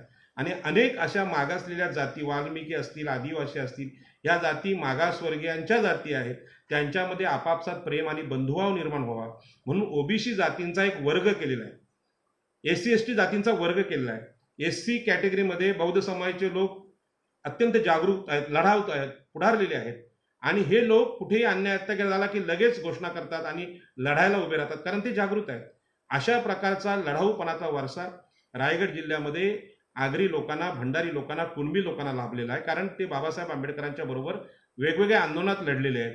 ओबीसींच्या 360 जरी जाती असल्या तरी सगळ्याच जाती पुढे लढायला आक्रमक नाहीत. तसेच बाबासाहेब आंबेडकरांचा समाज बौद्ध समाज म्हणून या देशामध्ये समतेच्या तत्वासाठी जीवाला धोका पत्करून उतरतो. तशा प्रकारचा निर्णय याच्या पुढे ओबीसीने घेतला पाहिजे.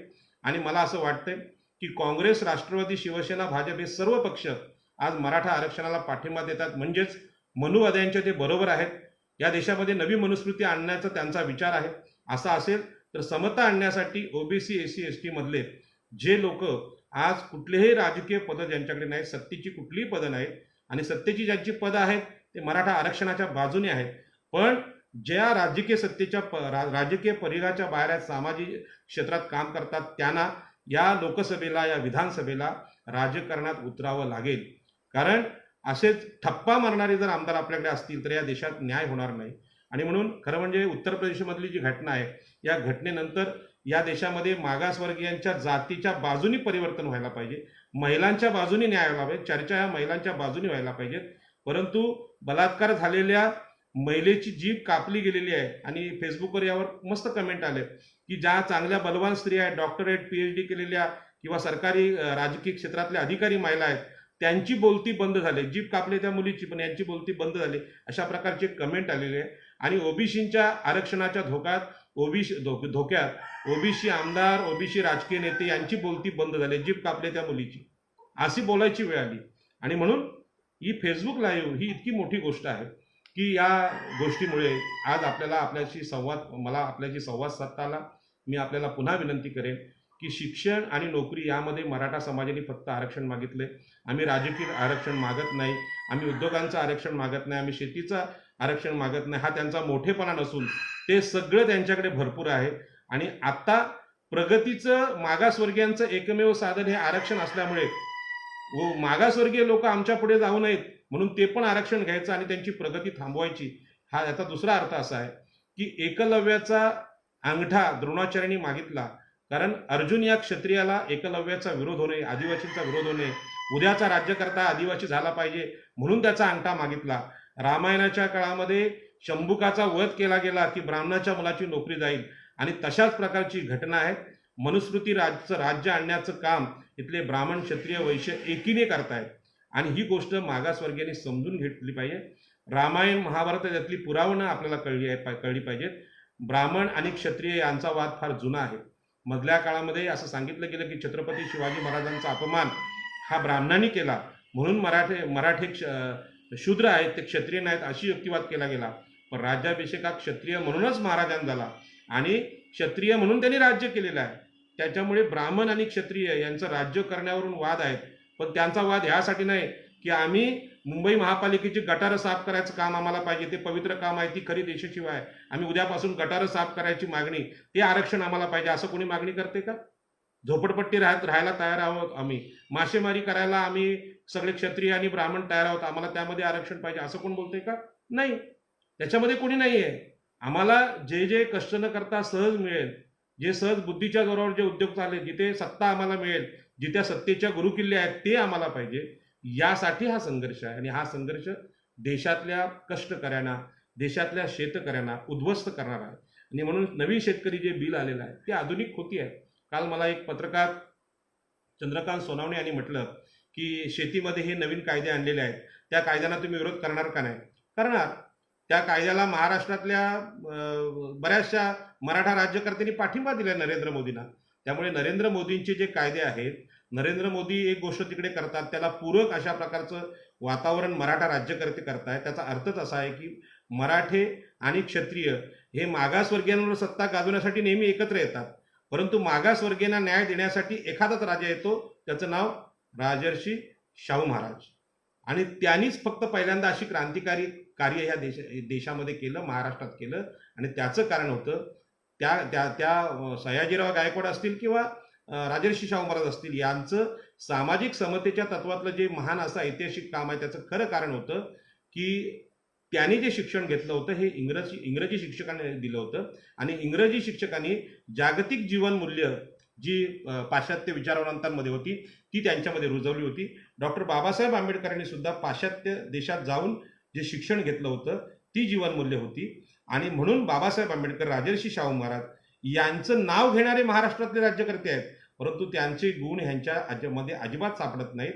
म्हणून राजर्षी शाहू महाराजांचं नाव घेत असताना ते आमच्या जातीचे आहेत म्हणून आताचे राज्यकर्ते मराठा समाजाचे हे मागासवर्गीयांच्या बाजूने आहेत असं होत नाही. आणि म्हणून राजर्षी शाहू महाराज असतील, डॉक्टर बाबासाहेब आंबेडकर असतील, यांचा विचार, पेरियार स्वामी यांचा विचार जर आपल्याला समजून घ्यायचा असेल, मंडलगावाचा विचार समजून घ्यायचा असेल तर याचा अर्थ स्पष्ट आहे. ज्या दिशेनं आज कोरोनामध्ये राम मंदिराची पूजा करण्यात आली, त्या राम मंदिराच्या ट्रस्टमध्ये राम मंदिरासाठी आंदोलन करणारे ओबीसी, SC, ST या मागासवर्गीयांमध्ये मधला एकही ट्रस्टी नाही. किंवा जेवढी मंदिर आहेत त्या ट्रस्टवर सगळे उच्चवर्णीय लोक आहेत, तेच त्या ट्रस्टचा फायदा घेत आहेत. मंदिर असेल, धर्म असेल, यांचा ओबीसींना कधीच फायदा झाला नाही. राजकीय क्षेत्राचा, क्षत्रियांचं क्षेत्र म्हणजे राजकीय सत्ता, त्यामध्ये सुद्धा ओबीसींचा वाटा मिळाला नाही, एससी एसटीचा वाटा मिळाला नाही. व्यापाऱ्यांमध्ये सुद्धा वैश्य क्षेत्र, जे व्यापाऱ्यांचं क्षेत्र आहे, त्यामध्ये आपला वाटा आपल्याला भेटला नाही. हेच ब्राह्मण क्षत्रिय वैश्यांची ही जी केंद्रित झालेली ही सगळ्या प्रकारची सत्ता आहे, या सत्तेमध्ये जर आपल्याला वाटेकरी व्हायचं असेल तर नव्या प्रकारचं आरक्षणाचं आंदोलन आपल्याला करावं लागेल.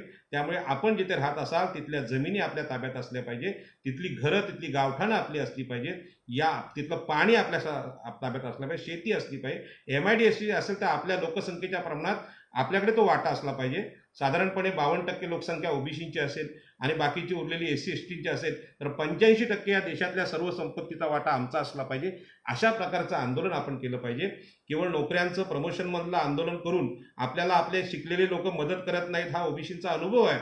मला माहित आहे बौद्ध समाजातले लोक अनेक अधिकारी मदत करतायत त्यांच्या आंदोलनाला, परंतु ओबीसींची अशी स्थिती नाही, कारण ओबीसींचं शिक्षणाचं प्रमाण फार कमी आहे. आणि म्हणून आपल्याला हे आंदोलन समतेचं आंदोलन, या देशामध्ये समतेचं राष्ट्र आणायचं असेल तर शेती, जमिनी, उद्योग, व्यवसाय, मासेमारी, आंतरराष्ट्रीय व्यापार या सगळ्यांमध्ये आपल्याला लढावं लागेल. चित्रपट क्षेत्रात लढावं लागेल, साहित्य क्षेत्रात लढावं लागेल, संगीत क्षेत्रात लढावं लागेल. आणि हा संघर्ष हेच जीवन आहे, हे डॉक्टर बाबासाहेब आंबेडकरांनी सांगितलं होतं. आणि हा जीवनाचा संघर्ष आपल्याला रोज करावा लागेल. हा संघर्ष मंदिरातल्या नवसाने संपणार नाही, हा संघर्ष धार्मिक यज्ञ या सगळं करून संपणार नाही, धार्मिक यात्रा करून संपणारा हा संघर्ष नाही, किंवा संन्याशी होऊन हा संघर्ष संपणार नाही. हा संघर्ष डॉक्टर बाबासाहेब आंबेडकरांसारखा अखेरच्या क्षणापर्यंत सामाजिक संघर्ष आहे, समतेचं हे संघर्ष आहे. आणि हे चालवायचं असेल तर आपल्याला उद्यापासून या कामाला सुरुवात करायची आहे. आणि म्हणून हे जे माझं बोलणं होतं हे मराठा बांधवांनी शांतपणे समजून घ्यावं. भारतीय संविधानातली समतेचं तत्व समजून घ्यावं. आरक्षणाला समतेचा आधार असेल तर मागासवर्गीयांचं आरक्षण घेणं हे समतेच्या विरोधी काम आपण करताय, ते आपण करू नये. याच्यापेक्षा पराक्रम करण्याच्या संधी आपल्याकडे खूप आहेत आणि त्या संधीमध्ये आपण पाहावं. अनेक आपले मुख्यमंत्री जर तुमचे असतील, गृहमंत्री तुमचे असतील, तर तुम्ही त्यांच्याकडून अनेक योजना करून घेतल्या पाहिजे. रोज तुम्हाला त्या मान्य होतात. ओबीसीकडे कोणी ढुंकून बघायला तर नाही. ओबीसीना मुख्यमंत्री भेटच देत नाहीत, गृहमंत्री भेट देत नाहीत, पालकमंत्री भेट देत नाहीत, ओबीसीना कोणी विचारत नाही. किंबहुना आमच्या ओबीसीचे आमदार सुद्धा ओबीसीना विचारत नाही. ओबीसी आरक्षणाला आमचे आमदार मदत करत नाहीत. त्यामुळे ओबीसीचं दुःख फार मोठं आहे. आणि आपण सगळे भाऊ, ब्राह्मण असतील, मराठी असतील, या सगळे भारतीय नागरिक आहेत. या भारतीय नागरिकांना भारतीय संविधानाचा, डॉक्टर बाबासाहेब आंबेडकरांचा संदेश आहे की जी जन्माधारित विषमता आहे ती विषमता संपवणं हा भारतीय संविधानाचा हेतू आहे. मनुस्मृतीचे जे झिरपलेली सत्य घराघरात दिसतात, हुंडा घेणं, बायकांना लग्नात जाळणं, स्त्रीभ्रूण हत्या करणं, अशी जी स्त्रियांच्या विरोधी विषमतेची लढाई आहे ती आम्हाला लढायची आहे. एवढे प्रश्न असताना उत्तर प्रदेशमध्ये बलात्कार मुलींवर, आपल्या मागासवर्गीय मुलींवर होतात आणि आम्ही सगळे बलवान भाऊ त्यांचं रक्षण करू शकत नाही. हे आमचं दुःख असलं पाहिजे. या सगळ्यासाठी लढायचं असेल तर आपल्याला रोजचं जे जीवन आहे हे सामाजिक समतेसाठी असलं पाहिजे. म्हणून भारतीय संविधानाचा पुन्हा एकदा आम्ही अभ्यास केला पाहिजे. भगवद्गीता असेल, सगळे सर्वधर्मीय ग्रंथ असतील, म्हणजे मुस्लिमांचे असतील, ख्रिश्चनांचे असतील, शिखांचे असतील, यापेक्षा सर्व धार्मिक ग्रंथापेक्षा भारतीय संविधान हे खरं म्हणजे जमिनीवरचा न्याय आम्हाला देणार आहे. स्वर्गात कुठलाही न्याय नसतो, किंबहुना स्वर्गच नसतो. अनेक धर्मांनी जरी स्वर्ग मानला असेल तर आपण विमानातून जेव्हा आकाशात जातो तेव्हा लक्षात येतं की आकाशामध्ये केवळ ढगा आहेत, निळ्या आकाशावरती स्वर्गच नाही. त्यामुळे स्वर्गांचा न्याय सांगणारी धर्मशास्त्र बाजूला ठेवून जमिनीवरचा न्याय सांगणारं भारतीय संविधान आम्ही अंगीकारलं पाहिजे आणि यासाठी आपण लढलं पाहिजे. माझ्या या बोलण्यातून काही लोकांचं हृदय दुखावले असतील तर त्यामध्ये सामाजिक न्याय आहे आणि सामाजिक न्यायाचा विषय ज्यावेळी असतो त्यावेळेला आपल्याकडचं अधिक असतं ते गरिबाला, उपेक्षितेला द्यावंच लागतं. हा विषय आपल्याला राजर्षी शाहू महाराजांनी दिलेला आहे, डॉक्टर बाबासाहेब आंबेडकरांनी दिले आहे. त्यामुळे दुःख बाळगण्याचं कारण नाही. भगवान महावीरांनी आपल्याला माहित आहे ज्या प्रकारचा विचार अहिंसेचा ते सांगितलं की मुंगीलाही मारू नका. आणि आपण गर्भात जन्मणाऱ्या मुलीला मारतोय याच्या पाठीमागं मनुस्मृती आमच्या घराघरात मनामनामध्ये लपलेली आहे, ती फेकून द्यायची आहे. आणि तथागत गौतम बुद्धांनी सुद्धा आपलं राज्याचा त्याग केला, सत्ता सोडली आणि समतेचं विचार, समतेचं राज्य या देशात आणणारा सम्राट आम्हाला दिला. ज्या सम्राटाने आपली 2 मुलं समतेच्या विचारासाठी परदेशात श्रीलंकेत पाठवली आणि तिथ्या श्रीलंकेत सुद्धा अशा प्रकारचा समतेचा विचार जपून ठेवला. तोच विचार डॉक्टर बाबासाहेब आंबेडकरांनी भारतात आणला आणि म्हणून आज आम्ही समतेचा अनुभव घेतोय. ही समता टिकवण्यासाठी आम्ही नवी मुंबई विमानतळात किरुमाता लेणी वाचवण्याचं आंदोलन इथं उभं केलं, त्याच्या पाठीमागं देशातल्या लोकांना समता कळावी आहे. आज मी ओबीसीना विनंती करतोय की आपण मराठा समाजाच्या विरोधात नाही, परंतु ओबीसीचं आरक्षण संपवून जर कोणी राज्याच्या ताकदीवर, केंद्राच्या ताकदीवर, राज्यकर्त्यांच्या ताकदीवर आणि खोट्या अधिकाऱ्यांचे अहवाल देऊन स्वतःला मागासवर्गीय घोषित करून खऱ्या मागासवर्गीयांना संपवत असतील तर या देशातली अंतर्गत लढाई, समतीच्या लढाईसाठी आम्हाला लढलं पाहिजे, न्यायाचा विषय म्हणून लढलं पाहिजे. कोणाचे आम्ही शत्रू आहोत, कोणा शत्रुभाव न ठेवता बंधुभावाच्या भावाने लढाई लढली पाहिजे. जो आदर्श डॉक्टर बाबासाहेब आंबेडकरांनी दिला त्याच आदर्शाने आपण लढलं पाहिजे अशी माझी आपल्याला विनंती आहे. आणि या लढाईमध्ये सर्व प्रकारची साधन संपत्ती घेऊन लढलं पाहिजे. जे प्रत्येक जातीतले श्रीमंत लोक आहेत ते सामाजिक न्याय करण्यासाठी तयार नाहीत, त्यांना कुठलाही धोका पत्करायचा नाही आणि त्यांना कोणाशी वाईट व्हायचं नाही, कारण त्यांना माहिती आहे ते मतांसाठी घाबरतात. मराठा समाजाचे लोक आम्हाला मतं देणार नाहीत अशी भीती अनेक आमदारांना वाटते. असं नसतं. डॉक्टर बाबासाहेब आंबेडकरांनी हा धोका पत्करून भारतीय संविधानात आणले. त्यामुळे राजकीय नेत्यांना पण माझी विनंती आहे, आपण एकतरी शब्द विधानसभेत, विधान परिषद ओबीसींच्या, मागासवर्गीयांच्या बाजूने बोलावा, ती हिंमत ठेवावी, तरच भारतीय संविधानाची शपथ तुम्ही घ्या. डॉक्टर बाबासाहेब आंबेडकरांचं नाव घ्या, राजर्षी शाहू महाराजांचं नाव घ्या अशी विनंती मी आपल्याला करतो. आणि माझं खूप लांबलेलं भाषण संपवतो. या विषयावर खरं म्हणजे जागृती ही मागासवर्गीयांची झाली पाहिजे, हा माझा हेतू आहे. मराठा बांधवांनी आणि ब्राह्मण बांधवांनी आरक्षण मागून मागासवर्गीयांवर जी कृपा केलेली आहे ती अत्यंत कृपा आहे. मी त्यासाठी धन्यवाद देईन. कारण क्षत्रिय मराठ्यांनी आणि ब्राह्मणांनी जेव्हा आरक्षणाची मागणी केली त्यांच्या जातींना, त्यावेळी आरक्षणाचा जो गैरसमज होता तो मिटलेला आहे. ओबीसीना आणि अनेक मागासवर्गीयांना, एससी कॅटेगरीतल्या अनेक जाती, आदिवासींना सुद्धा असं वाटायचं की आम्ही शूर आहोत म्हणून क्षत्रिय आहोत असं ते बोलत. त्यांची भूमिका असायची शूर असण्याची, परंतु त्यांनी मध्ये मध्ये आरक्षणाला दुर्लक्षिलं, आरक्षणाची हेटाळणी केली. पण जेव्हा आज उच्चवर्णीय जाती मराठा आणि ब्राह्मण या आरक्षण मागायला लागल्या तेव्हा मागासवर्गीयांमध्ये कधी नव्हे ती जागृती आली आहे आणि ते म्हणतात आरक्षणामध्ये काहीतरी ताकद आहे, बाबासाहेब आंबेडकरांच्या संविधानामध्ये काहीतरी ताकद आहे. आणि निश्चितपणे स्वर्गामध्ये, पुराणांमध्ये रमलेले ओबीसी आज आरक्षणाच्या मागणीसाठी जमिनीवर आलेले आहेत. ही जी सगळी घडलेली घटना, हे परिवर्तन हे मराठा आंदोलनकर्त्यांमुळे झालेलं आहे, ब्राह्मणांच्या आरक्षणाच्या मागणीमुळे आलेलं आहे. आणि म्हणून त्यांना सुद्धा मी मनापासून धन्यवाद देतो आणि माझं लांबलेलं बोलणं संपवतो. याच्यामधले काही विचार चुकीचे असतील, बोलताना गडबडीमध्ये चुकले असतील, ते परत करावेत. परंतु चांगला विचार आहे, देशाच्या नव्या राष्ट्रवादाचा विचार आहे. विषमतावादी, मनुवादी, हिंदू राष्ट्राचा जो विचार इथले राष्ट्रीय स्वयंसेवक संघ, भाजप, शिवसेना, काँग्रेस या सगळ्यांनी मांडलेला आहे, तो विचार खोटा असून भारतीय संविधानवादी जे राष्ट्र आहे, आंबेडकरी राष्ट्र आहे, डॉक्टर बाबासाहेब आंबेडकरांचं संविधानवादी राष्ट्र आहे, समतेचं, बंधुभावाचं, करुणेचं जे राष्ट्र आहे, या नव्या राष्ट्रवादाचा उदय किंवा उगम माझ्या या आजच्या छोट्याशा बोलण्यातून या देशामध्ये सुरू व्हावा असा प्रामाणिक संकल्प करतो. आणि या संकल्पाला आपण मनापासून सर्व जाती धर्मांनी, लिंग, स्त्रियांनी, सगळ्या जातींच्या लोकांनी पाठिंबा द्यावा, सर्व धर्मियांनी पाठिंबा द्यावा. सर्व धर्मियांना ह्यामध्ये आरक्षण आहे किंवा सर्व धर्मियांना, अल्पसंख्याक असलेल्या सगळ्यांना न्याय देण्याची योजना संविधानात असल्यामुळे सर्वांनी एकमताने सगळे क्लेश बाजूला ठेवून याला पाठिंबा द्यावा अशी विनंती करतो आणि माझं बोलणं संपवतो. जय हिंद, जय महाराष्ट्र, जय भीम.